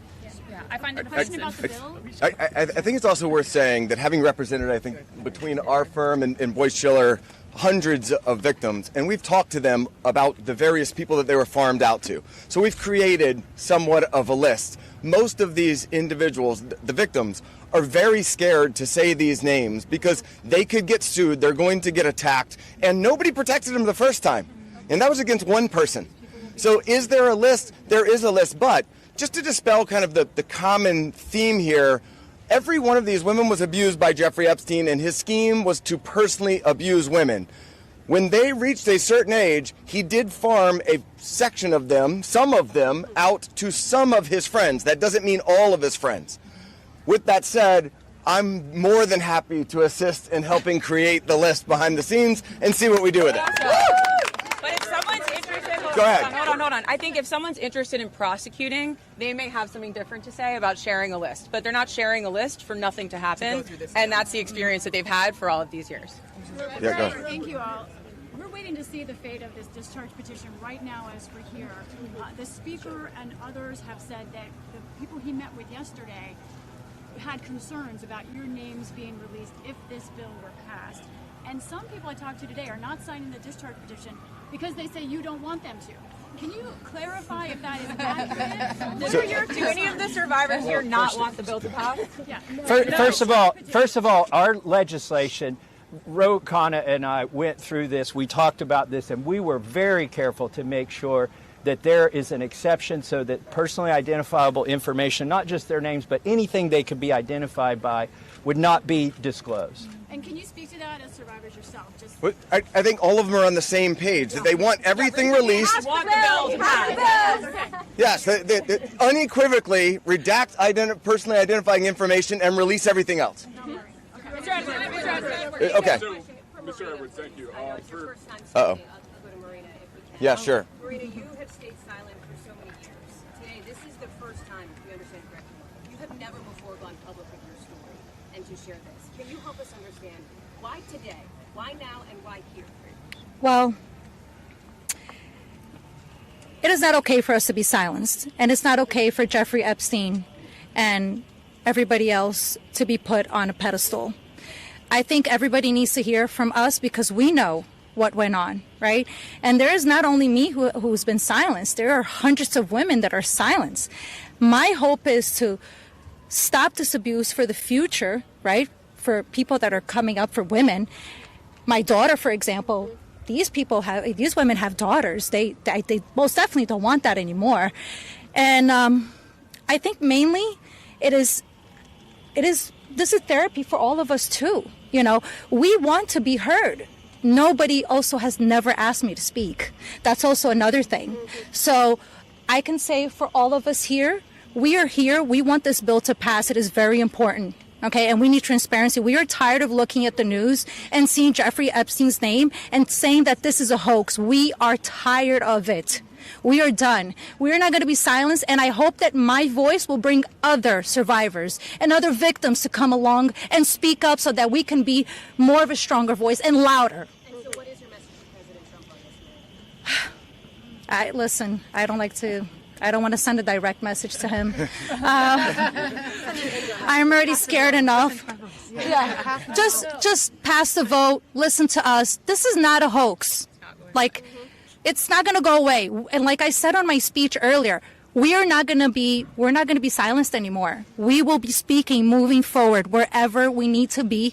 We will be, and we need to pass this. Go ahead. Thank you, sir. Jordan Conrad from Gateway Pundit.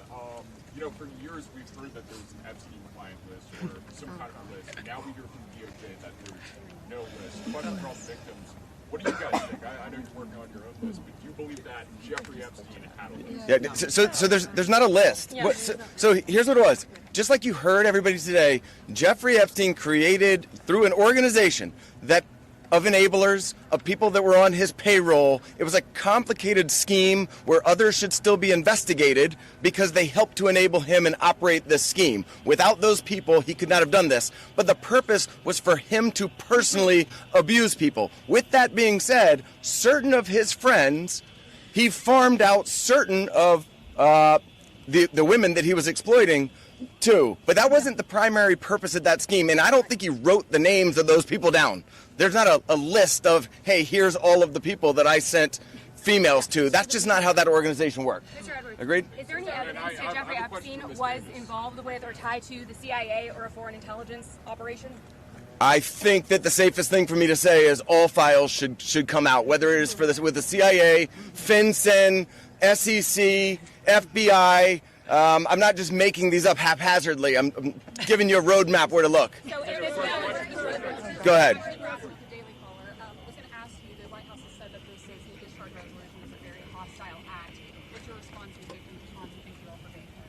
I'll go first and then I'll let them. They're much more important than me, but I don't understand why it's a hostile act. I can tell you that I talked to President Trump back in 2009 and several times after that. He didn't think that it was a hoax then. In fact, he helped me. He got on the phone. He told me things that were helping our investigation. Now, our investigation wasn't looking into him, but he was helping us then. He didn't treat this as a hoax. So at this point in time, I would hope that he would revert back to what he was saying to get elected, which is, I want transparency. This about face that occurred, none of us understand it. In fact, I don't understand how this is an issue that's even up for debate.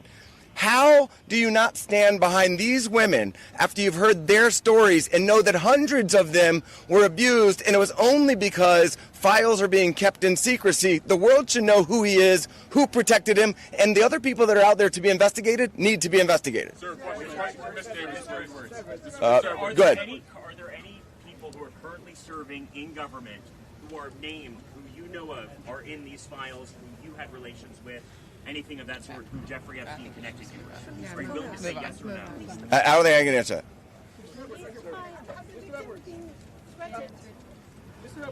Sorry.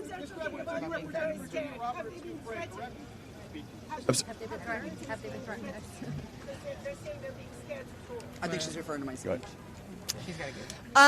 Hi, Anushka DeGiorgio. I have been threatened. I was threatened by phone. My daughter was threatened when I was volunteering to participate in, by means of being a witness in a civil lawsuit that Virginia Giuffre was bringing against Ghislaine Maxwell. I have been followed. I have been stalked. I have been followed not only by journalists, but by people who do not get out of the car and do not try and talk to me and just drive behind me as I drive my daughter to school. So the fear is very real for us. I have also been in multiple situations with both Jeffrey Epstein and Ghislaine Maxwell where they have been direct and indirect about implying and saying that if I was to talk, if I was to bring any kind of trouble, then there would be severe consequence, including death. And just to add to that, Maxwell also threatened my sister Maria Farmer. When the FBI did nothing about her initial report, we did. She reported individually at that time, and then in 2002, we spoke to a reporter at Vanity Fair, telling our stories, fearful that perhaps other people were being harmed. We were not. We believed that was going to make a difference. We believed that would be put in print, and that story was crushed. And it was because of their power, and the message that we got from that was direct threats from Maxwell to my sister about her well-being and her safety and that of our family. So I think many people have similar stories of threats. That has been a very real part of this case. Go ahead, over here. Do any of today's survivors speaking, did anybody here ever have any connection or interaction with Epstein's alleged financier, Leslie Wexner? No. Nope. Do you want to address Well, that? I just want to say one thing that's very clear. When people say, please share names, there are names that are very well known, like that of Les Wexner, who everyone knows supplied an enormous amount of Epstein's financial wealth and allowed this operation to happen. So it's, I think, confusing to many of us why there have not been more ramifications for him, and he's been seen as a victim when clearly I believe there's more to it. Right here, But, yep. Yeah, so you represented Virginia Roberts for many years. She eventually had to recant the allegations that she made against Alan Dershowitz. She alleged that at the council. We're not talking. All right, next question. Next question. Thank you. Who's next? Why is it that she should be? Yeah, no, we're not answering your question. Anybody else? Go ahead. How did the victims feel about the interview that was given to Ghislaine Maxwell? There's a woman trying to say something. That's better. Okay, ma'am, I think that you had a question. We're not good. You said go ahead my question. Don't care. Oh my God. You talked on MSNBC about the existence of the Epstein Tuesday book. Have you yourself in the course of litigation seen it?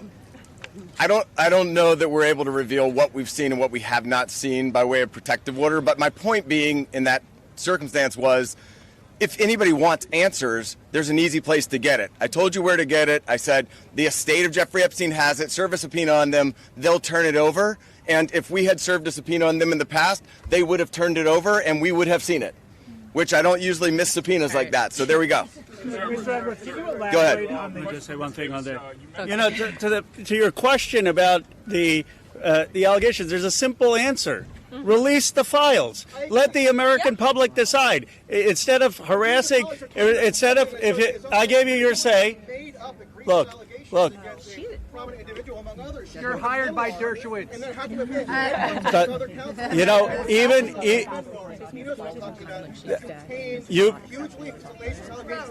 you've been heard. You've been heard. And even Alan Dershowitz says to release the files. Release the files. That is the answer, and that's what we're here for. And that is the. He's gotta go. You gotta go. Goodbye. Can you elaborate on the Sorry. Throw him out. Throw him out.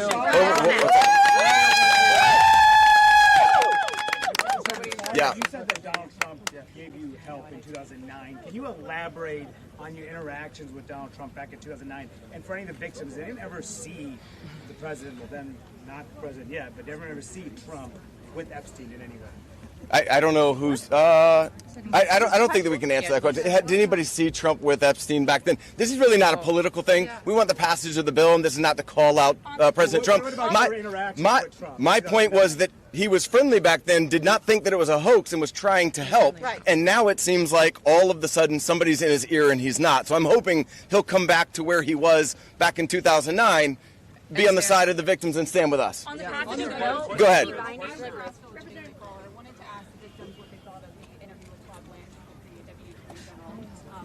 Did you answer that? Do you want to answer it? Teresa will step up. I would, Teresa J. Home. Happy to speak on that because what I will say is she got this airtime and platform. Her voice was elevated way before our voices were elevated here today. And that same calm, manipulative voice that she had so polite there that day with Todd Blanche was the same polite, coercive, manipulative voice that I heard as she was grooming me to then send me off to the home of Jeffrey Epstein where he would assault me. So that's what she was doing for hours, speaking with me, building relationship with me, building trust with me, allowing me to believe that I was going to get this job, a dream job that I had been recruited from my college, flown across the country from Los Angeles to New York City to interview, so I thought. So her voice that day was the same voice that sent me off to a monster. So nothing can be believed from what she says because she's been charged with perjury. I myself could sit there and listen, and as I did, I sat there and listened to this woman's voice lie. And there was no pushback from Todd Blanche because does he even have the facts to be able to push back on her? We could sit there and push back. Why didn't we get to attend that? Why weren't we there that day? Or why wasn't even one of us consulted prior to that day and that meeting? And why on earth has she been moved from Florida to her it basically is prison spa. I mean, let's be real. None of us were consulted. I found out, just like everyone here found out, through the media, through all of you. We found out about Ghislaine's transfer. So I'm very angry to sit there and listen. The feelings that come up listening to this woman's voice is repulsive. Yes, I would say it's triggering. We all work very hard on healing, and it still gets to us after 2 decades. It's a very long answer, but it's repulsive to sit there and listen to her voice in her interview. Can we take two more questions? One over here. My reporting in Vanity Fair directly led to a $100 million payment from J.P. Morgan to the Virgin Islands. Will you go after the DOJ, the FBI, because they're sitting on evidence? I've held the evidence in my hands. I think that there's nobody that's immune from us going after them if there's a legitimate action to take. So to the extent that evidence exists, then show it to us, and we'll help in every way we can. We stand with the victims. Okay. One more. Can the survivors speak to speaking of being threatened and being afraid to come forward with a story to the case of Katie Johnson, who alleged that Donald Trump and Jeffrey Epstein? I don't think we can talk about. I don't think we can talk about that case. I do think it's worth saying, though, despite the comments that he made, Virginia Roberts Giuffre is an American hero. She is somebody without whom we would not be able to have this voice. She was the one who had courage to name names, speak out against people, and she was standing up against everybody at one time with an enormous amount of pressure. And most of these women are here because of Virginia Roberts Giuffre. So. All right, last one.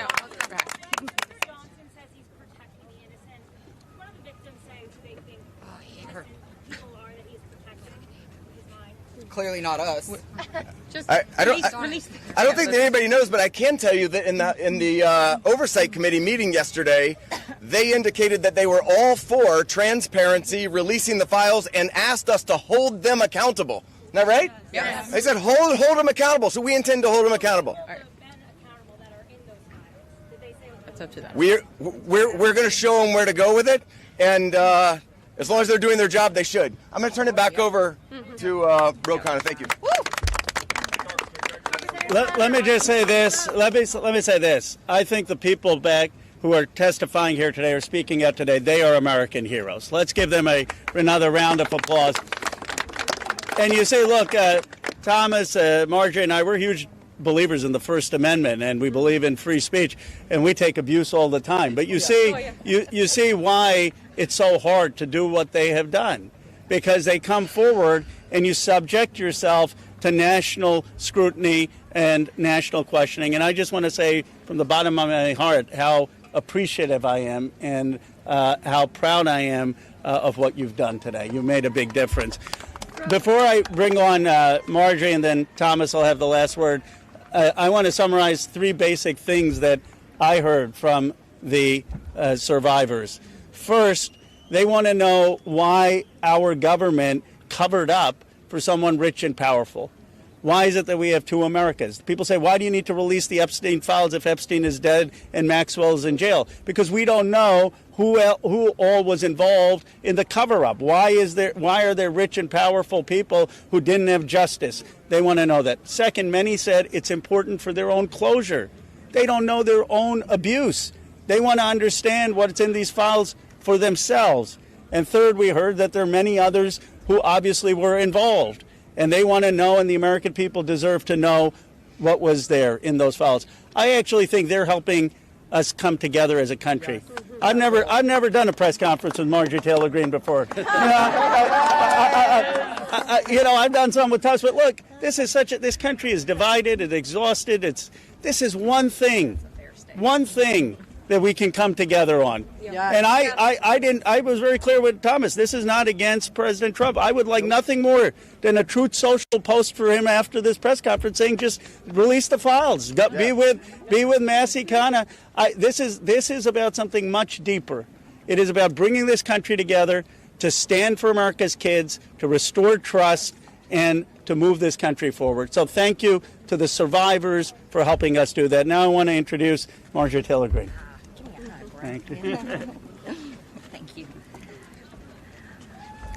For everyone watching at home, I think it's important to put yourself in these women's shoes. As you're questioning, why can't they just name the names? What you don't realize is they just told their stories of being raped and being abused, being victimized, being manipulated, being coerced, and basically held in a prison of captivity of sexual abuse while they were young teenagers and extremely young, vulnerable women. And in Jeffrey Epstein's home and the places they went with him, they saw the most powerful people in the world in his pictures, and they saw him with those people. Can you imagine how terrifying it would be to name names like that? These are some of the richest, most powerful people in the world that could sue these women into poverty and homelessness. Yeah, it's a scary thing to name names, but I will tell you, I'm not afraid to name names. And so if they want to give me a list, I will walk in that Capitol on the House floor and I'll say every damn name that abused these women. I can do that for them, and I'd be proud to do it. Now, another thing, this is not about politics, and this is a boiling point in American history where the American people, just like Roe just said, there's become two Americas. There's the America for the rich and the powerful and the elite, where they never face any struggles or problems and never experience what real America goes through. And then there's forgotten America that faces all the problems and deals with all the issues and never gets justice for being sexually assaulted and raped by a monster. It shouldn't exist anymore, and people are sick of it.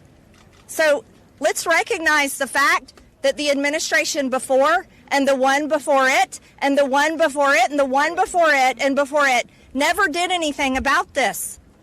So this isn't one political party or the other. It's a culmination of everyone worked together to silence these women and protect Jeffrey Epstein and his cabal.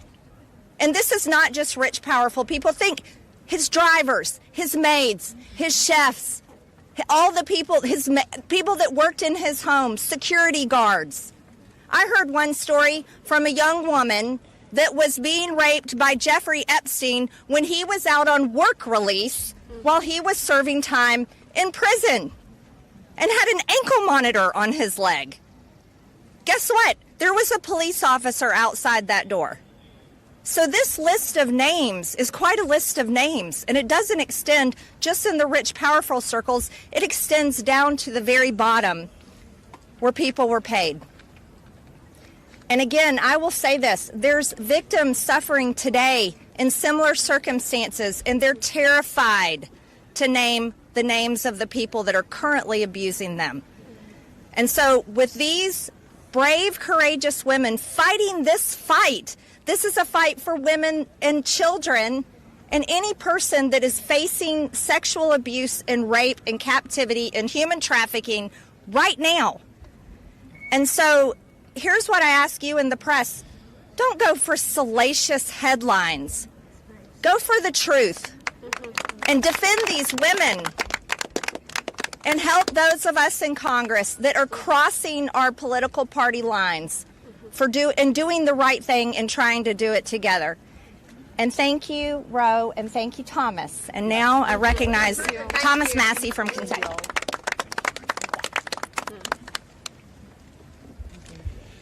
Well, there's three branches of government, and we're supposed to keep each other accountable. And that's what we're doing here today in the People's House. We're standing in front of the People's House with real people, not a hoax. And they've told their story. We wanted to give them a platform to speak, and they've had it. They stepped up, and they were brave. But I also today hope that they would persuade my colleagues to join this effort. But I found out something today that happened that I wasn't expecting. They persuaded me to fight even harder. I'm not going to give up. And I want to end with this call to action. First, a call to action to my colleagues who, just an hour before this press conference, were prepared. They were given a fig leaf. We'll put a resolution on the floor so that you can say that you voted to protect the survivors. The resolution doesn't really do anything. And that's the oldest trick in the swamp. When you want to kill the momentum, when you want to kill initiative, you introduce a placebo, a different bill that does nothing, and then try to pull the wool over the eyes of the American people. That's not going to happen. We demand real accountability. I encourage my colleagues, please, there's over 200 Republicans who have not signed this discharge petition. We only need 2 of them to sign it, and every Democrat will sign it, and that will get us the number we need to force this vote, to pass a law. Not a polite request to the DOJ to police themselves. No, we need legally binding legislation to force that to happen. And my main call to action is to the people watching these live feeds that are going through these cameras right now. Congressmen, listen to you. Light up their phones. Burn down the phone lines here in Washington, D.C. Ask them the questions that these survivors wanted you to ask them. Why won't you be for transparency? Don't accept their answer that the bill has a flaw or that the survivors don't want it. We know that's not true. They wouldn't be fighting it so hard in this town if it wasn't the real bill. So with that, please call your congressman. Tell him or her to get on this bill and to stand up for these survivors. Thank you and God bless. That's the end. Congresswoman Marjorie Taylor Greene. Let's see if they come this way. I don't see her. I think she is going to come this way.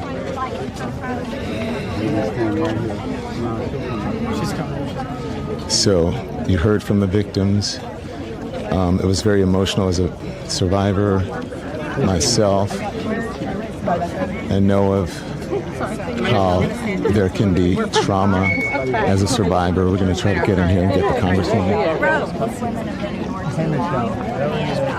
I just think they absolutely deserve everyone's help. And so that's why I'm going to give it my all on the oversight investigation. We'll be looking through FinCEN. We'll be looking through bank records, just as Brad talked about. We will be following the money. But I think this one is equally as important. There shouldn't be one above the other. And so that's why I'm going to be part of it. Do you think I'm not commenting on Prince Andrews. I don't know anything. What's your message for President Trump? Marjorie Taylor Greene. Yes. How you doing? So you heard from these White House officials. They're putting out word that signing on to this discharge petition will be a hostile act viewed by the president. What's your reaction to that? Right. So last night I received a flurry of phone calls and text messages. I really like to call out whoever that person is in the administration. They said that in such a cowardice way without saying their name. And, I think everyone knows I've fought harder for President Trump for years now. And that person has their job because I fought so hard to help him get elected. And this isn't a hostile act towards the administration. The hostile act has been against these women for so many years now. The hostile act is covering up for Jeffrey Epstein and everyone else that's been involved in this. And that's the real hostile act. I look forward to talking with President Trump about these women that I've met.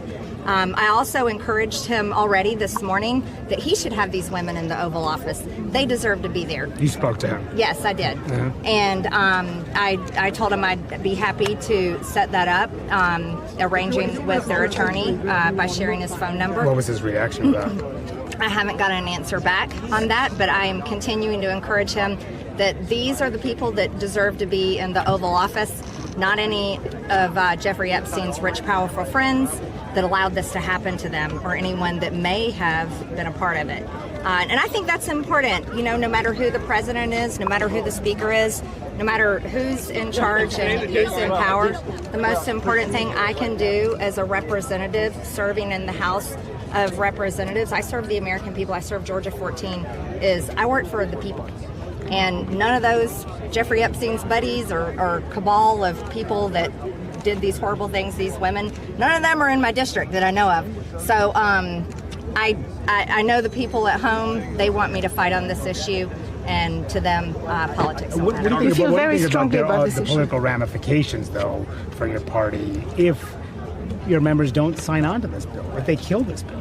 Well, what I'm hoping to see, and I talked to the speaker last night about this, is, and he was in our meeting yesterday, and I think a lot of the ladies here, he is very compassionate, and he is completely dedicated to the oversight investigation and going as far as we possibly can. Of course, we're not allowed to arrest anybody. Darn it, I wish I could sometimes. But he's committed to doing that. So my job and my role is I'm just looking forward to working with everybody I possibly can to finally help these women and expose the truth and to break basically this, what I like how Rose said it, this two-tiered system in America, where the rich, powerful elite seem to get away with everything, and regular Americans always seem to suffer. Are you reaching out to other Republicans to join it, and if so, how? Oh, wait. Weren't you harassing my office yesterday? No, I wasn't. I was there reporting. Yeah, no, I have a video of you busting in my office. I was there reporting. But I would like to stick with, how are you encouraging other Republicans to sign on, Marjorie Taylor Greene? Jordan, hi. You said that you were willing. She's not going to answer the question. I'll ask her again. Give us some of those names, please. I haven't been given the list of names, but I'll be working with the women when they're ready to put that list together. And you heard from the young woman that was talking about that. When they're ready to put that list of names together, if they allow me to do so, I'll be happy to walk right in that Capitol and say it. It's an important question, and you didn't answer it. Do you mind answering it, please? Then will it be binding, and will it force the administration to comply? Yes, so it has to pass the House, and then it has to pass the Senate, and then the president needs to sign it into law. That's how our legislative process works. How are you encouraging other Republicans to these women sign on? Their stories and giving them a voice versus the dozens of credible accusations that have come forward of sexual abuse victims of Donald Trump? What is the distinction between their situations? Well, I think what we're seeing here today is these women are standing out here and talking about how they got no justice under the Biden administration. They got no justice under the previous Trump administration. They got no justice under the Obama administration. They got no justice under the Bush administration. They got no justice anywhere. And these women, I haven't heard any of them accuse Donald Trump. But I have. I was asking though. I know. I'm not addressing that. I'm answering your question. This is about what they're talking about today. They were abused by Jeffrey Epstein, and they say others. They say there's a smaller group of them that were abused by other men, and they are going to discuss a time and a place if they want to name those names. Would you name them on the House floor? Why do you think the White House is telling Republicans that this bill is a hostile act? We already talked about that one. Yeah, I know. We already covered it. I'm not the news. I just wanted to say thank you so much. I'm a survivor, and I really, really appreciate everything that you've been doing to support this bill. It's really important. So thank you for being here. Thank you for speaking. And thank you for what you said about the elite and how we really can't let anybody get away with this. This is, it's an act of hostility against all survivors across the country, and it has bigger impacts than just the victims for Epstein. It has, impacts for all victims. So thank you for being here. I appreciate it. Thank you. God bless you. Oh my gosh, I don't know how you do this every day. This is terrifying. Yeah. Congresswoman, the last question you answered from that young lady, I was with them yesterday at your office. So what are you doing to encourage other Republicans to join Excuse in? me. Can you answer my questions? I am also a survivor. I want to. No, you've been fired for being a misogynist. No, I'm not. CNN. We can talk about things that are not true, but I would love to stick to the point and ask you. You can follow the protocols and talk to my staff. I'm following the protocols. I'm talking to these folks right now. You harassed my office. Answer my question now. You disrespected my office. I did not. You disrespected me. I came in with a group of people. And you rushed in my office yesterday with your people that were Tesla takedown that attacked Tesla dealerships. The people who I followed. So can you please answer my question, Congresswoman? Why won't you answer the question? No, because you're disgusting. Okay, and why do you say that? Why the personal attacks? To the right. Why the personal attacks, Congresswoman, instead of answering the question? Especially as a survivor of sexual abuse, I would like to get a question from you. How are you encouraging other Republicans? Donald Trump. Is that a problem for the president? Excuse me. You need to give me space to walk, please. Is your stance on this a problem for Donald Trump, Marjorie? I can't hear everybody. Are there enough Republicans when the MAGA base? Can somebody move him out of the way? Thank you. Thank you, Anna. Look, It takes a woman. How about that? Congresswoman, don't push me. Don't push me. Don't step on me. Yeah. Gotta make a path. Okay? Yes. I'm trying to go back to Rayburn. Guys, make a path for her. Enough Republicans on board yet? Hey guys, make a I'm path. going to let you get in front of me. Right, so Congresswoman, will you please just answer my question? Stop touching me. When the MAGA base is not in line with Donald Trump, is that a problem for the president? Can you answer my question, Congresswoman? Respectfully, I'm asking. Don't push me, sir, please. Hey.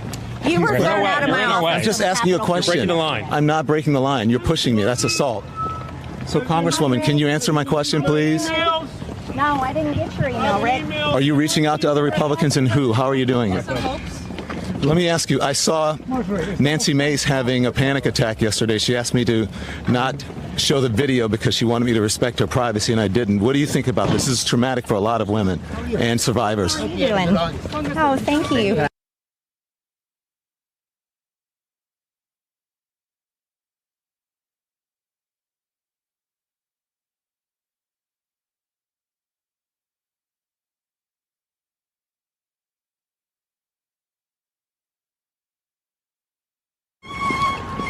Congresswoman, can you answer my question? Do you have any message to the American people? Folks, you're in the street. Yeah, Follow the traffic laws. There we go. Donald Trump recover from this? So, Congresswoman, I'm going to put in a request. You said I could go through the protocol, and I'm going to see if you give me an interview. Representative, people are saying this is a different side to your life. Being a mother and having daughters. We'll cut through it. Sounds good. You don't think the people have a right to know? You guys make sure people know. Remember, you're a public servant. You answer to the public. I'll be expecting an interview. Stop here. Good. Thank you. Anyone non? Wouldn't answer my question. But that doesn't stop dogged reporters because she would not answer the question. Anyways, there you go. I want to know who she's reaching out to. I am a survivor of sexual abuse, and I wanted to keep the topic. I did not stray on anything. She tried to distract. She personally attacked me for things that are not true, but she wouldn't answer the question. I went to her office yesterday with a group of American citizens who wanted answers. They knocked on the door. They were very peaceful, and they did not harass or bombard her office. And so, look, I think that this is what journalists should be doing, demanding answers. She won't answer, she won't answer. I don't control her lips. But what I can do is control me asking questions and not giving up on that answer. I'm going to continue to ask her questions. I'm going to continue to call her office. She said, there's a right protocol to go through her office. Why don't you go through her office? I'm going to do that. I'll see if she grants me an interview. But she would not answer my question. So next I'm going to ask Congresswoman Nancy Mace for an interview. So that was interesting. Yes, he's still over there. Okay, so let's go and see. How are you? I'm good. I wanted to talk to you. Okay, can we, I need to finish. I'm on the live now. Thank you. All right, so we're going back over to see.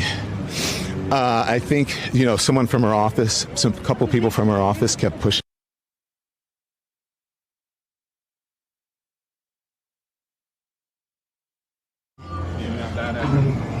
People, by the way, I do have to say, my former colleague from CNN, Manu Raju, did an excellent job of asking her questions. You can see that he's a real pro. He does this all the time. I did not interrupt them.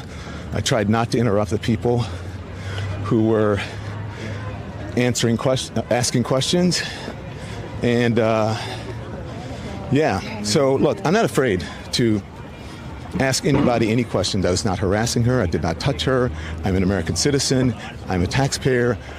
We all pay for this, and as journalists, we should demand truth and answers from the people who serve us. By the way, my cold medicine is kicking in. I have the worst cotton mouth ever. Some of the folks here are Mr. Edwards is giving an impromptu interview.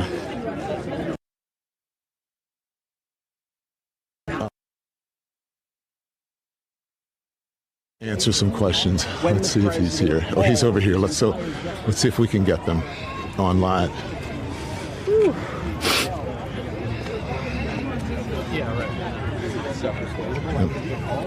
So anyway, we're going to try to get some answers here. There, the congressman is right here.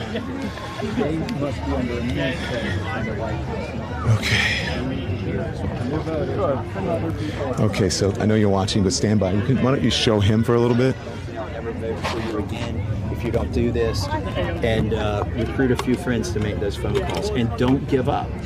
Like, it's going to take persistence. Does it feel like standing up against the president? Does it feel like standing up against President Trump doing this? Not to me. Like the attorney here said that they just want the president to adopt the position he had 9 years ago. I just want him to adopt the position he had 9 months ago, which was his attorney general and his vice president said that we need a full release of it, and that there was material. And you haven't been pressured to drop this? I'm under a maximum pressure. There are $2 million of ads being run against me from, $1 million at a time from now until next May, when my next election is. But that's okay. Have you been given by the way, the survivors face far more pressure and far worse consequences than any politician up here. Nobody should be afraid to stand up for these survivors because they've gone through so much. It's petty to think that we're being punished politically for this. Congressman, just a quick question. That almost every member of Congress has been supported by AIPAC. For all the members that do not support your bill, will you support an independent movement to kick them out of office to replace Congress?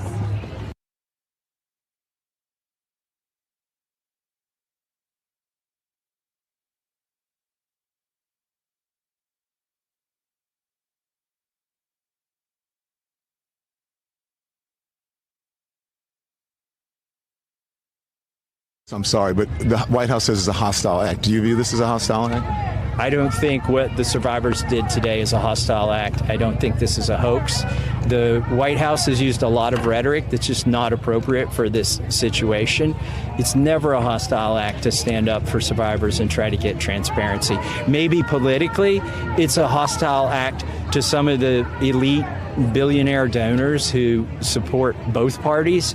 But I think if it is a hostile act to the swamp, I'm happy to engage in it. Are you asking or applying any pressure to other Republicans to sign off on this? And if so, who and how are you doing it? I can't apply pressure. You haven't spoken to any of them? I don't apply pressure. The only people that can apply pressure to my colleagues are the constituents, the people who can vote for them. But have you asked them personally to sign off? I've asked several of them to sign it, yeah. And who is that? Well, actually, I asked everybody at the conference this morning to sign it. When the speaker was disseminating false information about this resolution that will become a bill, I stood up, counteracted the false information, and requested all of my colleagues. But not individually? I've talked to a few individually, yeah. And the responses? They're scared. I mean, I can't tell you the response verbatim, but it's pretty obvious they're scared of the White House and the president. Otherwise, this is a no-brainer for them. Yeah. It's politically a no-brainer. If they're in a tough district to win between Republicans and Democrats, independents support this bill. That's how you win your next election. You support this bill. If you're in a district where that's all Republicans and you know the Republican is going to win, then Republicans support this 80%. And Democrats support this. We weren't here to make a political case today, but that's the case you have to make to my colleagues, unfortunately. What's specifically in the bill? How is it a no-brainer, though? I mean, if you're going to have the President of the United States and his donors coming out against you and potentially running a primary. Because ultimately the donors can't vote, and the constituents are overwhelmingly supportive of this issue. So they could spend any amount of money on this issue. Well, they won't spend the money on this issue, right? They'll spend it on Israel or something. Yeah, they'll spend it on some other issue. But you build a trust with your constituents when they see you take stands like this. And I mean, people don't want a rubber stamp for a congressman. Yeah, they're supportive of the president, but almost all of the president's supporters know he's wrong on this issue. So you could gain a lot of credibility right now by staking out a position that's consistent with the president's position 9 months ago. How much do you think they still care? Because you hear Charlie Kirk saying, I'm not going to talk about this anymore. There's a perception among some that, Donald Trump said not to talk about this, we're not going to talk about it. How prevalent do you think that is among just your ordinary voters? I have heard congressmen, as recently as yesterday, in a closed meeting say, don't know, don't care. Well, it's time to know, and it's time to care. And so whether it's a social media influencer, I know people are somewhat worn out on this topic. They've heard the Epstein, even the survivors talked about how they don't like it when new conspiracy theories come out that can't be dispelled because there's no release of the files. So the best way, if you're a social media influencer and you're sick of this topic, or if you're a congressman and you're sick of this topic, the best way to make it go away is to release all the files. What specifically in the bill is it that they're pushing against? Well, right now, the DOJ is basically investigating themselves. They're curating the release of all of this material to the Oversight Committee. The Oversight Committee is only getting what the DOJ wants them to get. And that is why the White House or the DOJ might consider it adverse to them to pass my bill, because my bill would force them to release the material. It's not a request. It's not even a subpoena. It's a law. It's a requirement to give us this information. When something like this happens, usually the White House will do whatever they can to distract. What do you let me take Okay, yes. Why won't other Republicans then back that up, do you think? It's pretty simple. They're afraid of the White House,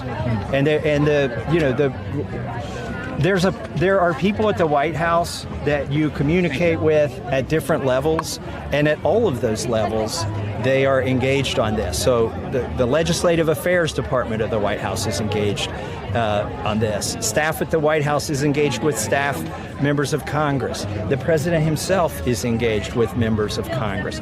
You've also got members of Congress running for statewide elected offices, and they cannot afford to alienate the president. Maybe they could take one or two positions that are adverse to the president and still get reelected to Congress, but they feel like that's going to hurt them in a statewide campaign where they haven't built trust with the entire state. So that's another reason you see some people are reluctant. But you're not afraid of that? Yep. So in 2023, JP Morgan Chase paid $75 million to settle claims that the bank enabled Epstein's sex trafficking claims. Is it possible these documents that Republicans and Trump are trying to prevent from coming out have important information that the banks knew about Epstein's actions? Absolutely. The first rule of any investigation is follow the money. So we got to follow the bank records. And that is one thing the Oversight Committee is doing that I applaud. Let's hope they get it out there. They can't just hold that information in their committee. Follow the money. Which accounts did it come from? Which accounts did it go to?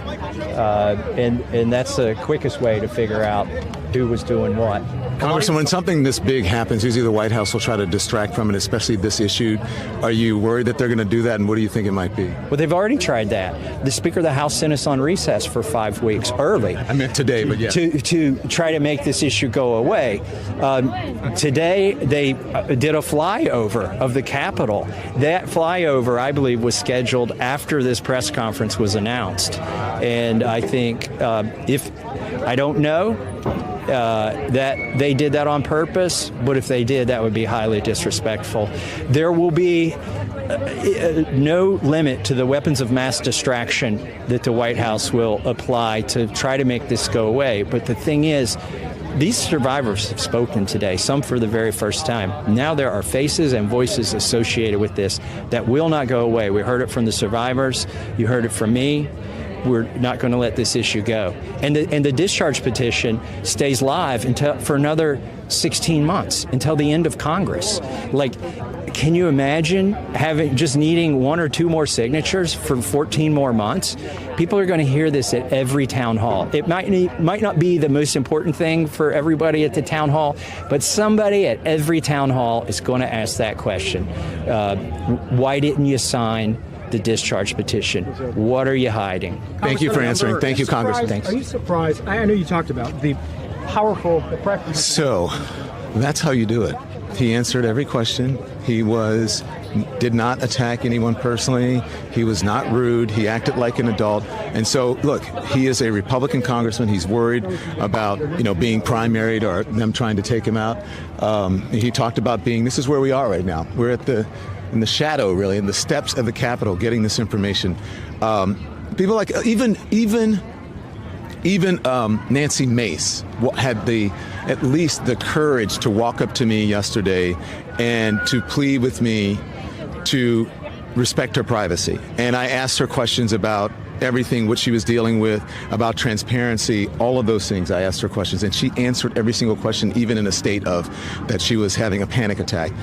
Marjorie Taylor Greene, I would have a conversation with her. I wanted to have a very civil conversation with her, but she just refused. And as I said, I'm going to go in and put in a formal request for her to answer questions or to do it in an interview with us. We'll see what happens. But I think every single member of Congress, the Senate, they are public servants, and the media is we're supposed to be the bulwark between democracy and autocracy. We're supposed to challenge the powerful. It is not personal. That is our jobs. And so that is why I'm here doing this. So I also want to be respectful that this is about the victims as well. We heard from the victims, and it is very important that their stories be the main thing today. To me, for people who've never been in the public eye to get out here and to bare their souls about something that happened to them that was so terrible is, I applauded them. I thought it was amazing. I think that's Virginia Giuffre's brother, Mr. Edwards. But anyway, it's one that he spoke today, and they are now taking questions from the media. And so let's not forget that there are victims here. And there are survivors here, and there are survivors all over the country, really all over the world. And this is a very, very important issue for them. And I agree with Congressman Massey. He goes, it's a no-brainer for re-election. These people are going to go home. They're going to go back to their districts. They're going to go to town halls, and they're going to hear from this. This is going to be everywhere as long as the media, the legacy media, does not get distracted. And again, just so you know, I do have to give my colleague from CNN, Manu Raju, props because he did an exceptional job today. How are you? He did an exceptional job today asking questions to Marjorie Taylor Greene, and perhaps she was a little bit more comfortable because she knows him. But that's what's going on here. So look, real quickly, we're going to get more information. We're going to talk to some more people who are here. But first, I just want to take 2 minutes. Just give me 2 minutes, and we're going to get a word in from our sponsors. So support comes from ZBiotics. But let's talk about this one because this one is personal because I have used this product myself. It's called ZBiotics Pre-Alcohol, and it is a game changer. Here's how it works. When you drink, alcohol creates a toxic byproduct in the gut. That's what actually makes you feel awful the next day, not just dehydration like we've all been told. ZBiotics is the world's best genetically engineered probiotic. It produces an enzyme in your gut that breaks that byproduct down. You drink it before alcohol, and the next morning you feel like yourself again. The first time I tried it, it was before a night out with friends. I had my favorite drink. I woke up the next day, and I could still do what I wanted to do, get business done, run everything. It works, okay? With football season here, whether you're tailgating or just watching at home, make ZBiotics your first drink of the night. Go to zbiotics.com/lemon for 15% off of your first order using the code LEMON.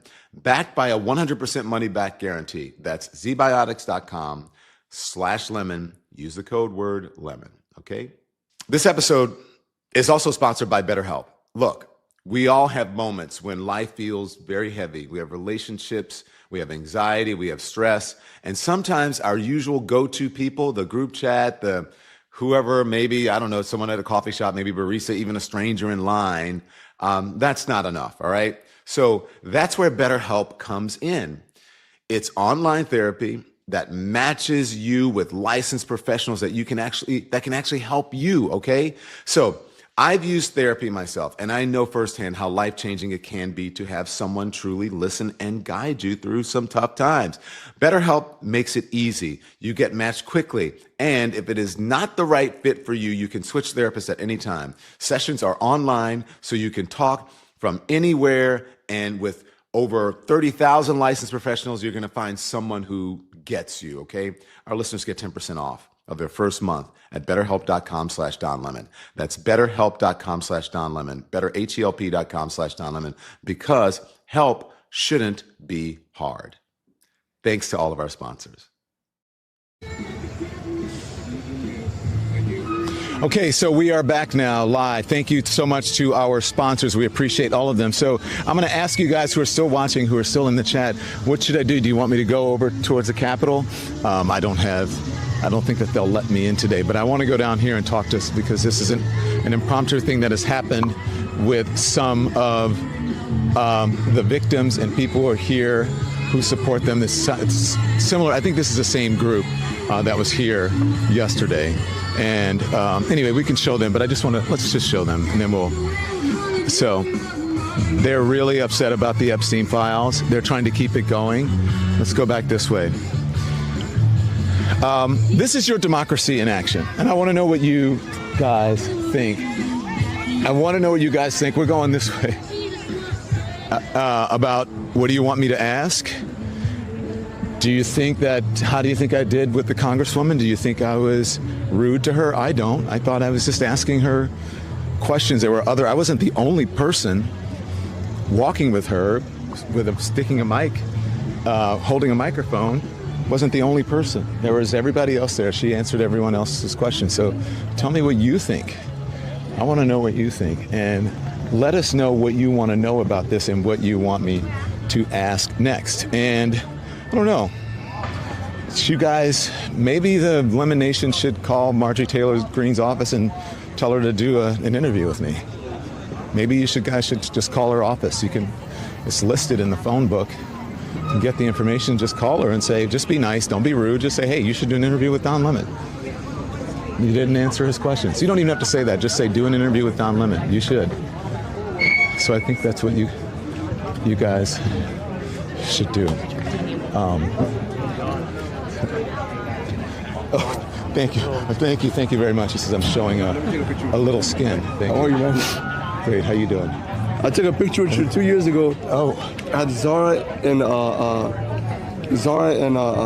Soho. Soho, Equinox. Yeah. No, Hudson Yards. Hudson Yards. Yeah, nice to see you. My wife. Thank you very much. I'm on live. You're on live now. Oh, okay. How you guys doing? How are you? Say hi. Which one of the pictures? Right, which one? Let's just see. I'm going to speak to one of the victims. Oh, were they not letting you inside? I know we could go inside. Are you allowed to go inside? We're going to see if we can speak to her. I've never been inside the Capitol building. Hi, how are you? Hi. Do you mind if we ask you some questions? We're on. I don't mind. We're on live now. How was it today? What did it feel? How did today feel? It felt cathartic. I know I'm not alone, and this is my first public appearance with such a large crowd, where I'm not just walking down the street, coming out of a courthouse after a hearing. And it feels great having the support and validation. And the people who came out today, I really want to thank them for their support because we really needed that. Okay. Sorry. Oh, no, it's okay. Sorry that I'm getting all teary-eyed. Don't worry about it. I know that it's trauma. I've seen this. I'm a survivor, obviously not from this, but I'm a survivor of childhood. And I know that it can be traumatic and that it just comes in, the emotion comes in different ways. What has it been like for you over the years? I have felt isolated. I suffered from post-traumatic stress disorder. And it's been really hard not to think about this with the constant, reemergence of new stories. Right now the focus is on the Epstein Files and this client list. Does it exist or not exist? So Thank you so much. I try not to pay too much attention. I've been in therapy for the last, 2 decades, but in trauma therapy, more specifically in the last couple of years, and it's been very helpful. And that has given me the courage and the tools to treat my symptoms, to be able to come out here, and see the public and be around people, because that's the reason why I had a hard time leaving my house for a long time.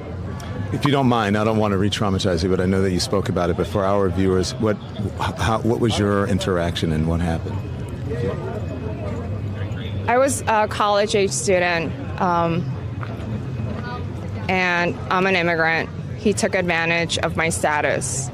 He took advantage of my talent, and he used that as a means to lure me in, and I didn't know it was abuse until recently. I thought it was just something bad that happened to me, and I was ashamed for a very long time. I'm sorry that happened to you. Do you think that anything will come out of this now? Do you think they'll ever release all the files and people will be held accountable? I'm a very patient person. I believe eventually they will be released. I can't say when and where and how it's going to happen. It will get released some way or another. You think so? Well, we have amazing hackers in this world. I said some way or another they will get released. What would you say to the president if you had a chance to speak to him? What would I say to the president? I want him to care about us. It has been reported that his name is in there and it's been redacted. What do you think? I have seen the phone book. So he's in the phone book. Of course he's in there because he's in the phone book. Yeah. And he knows Ghislaine. Anything? Do you think that there was any action on his part?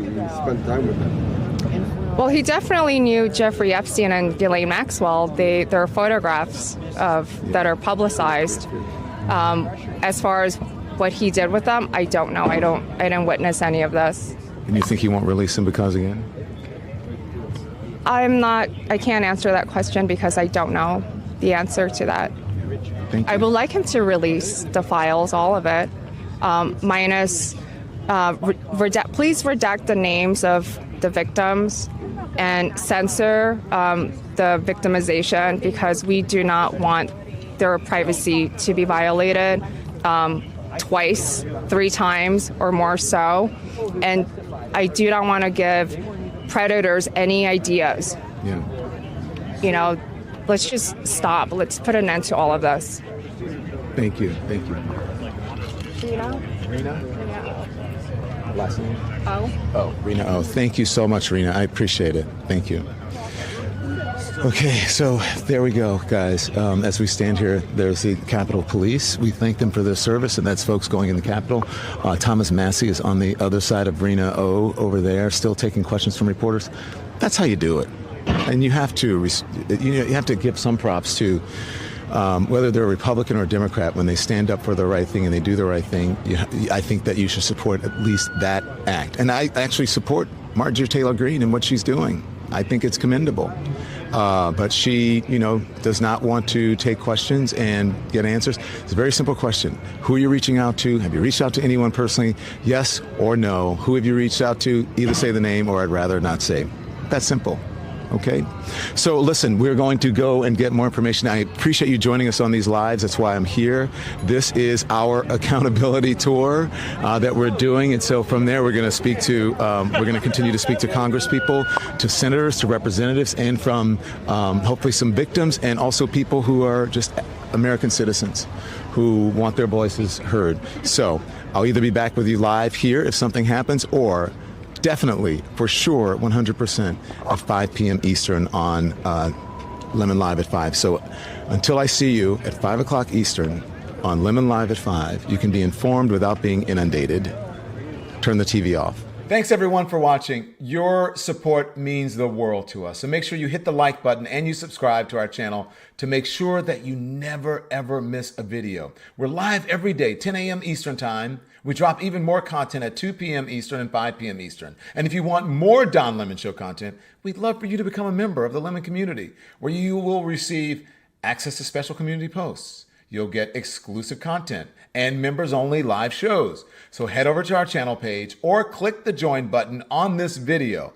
Again, thank you for watching. We appreciate your love and your support.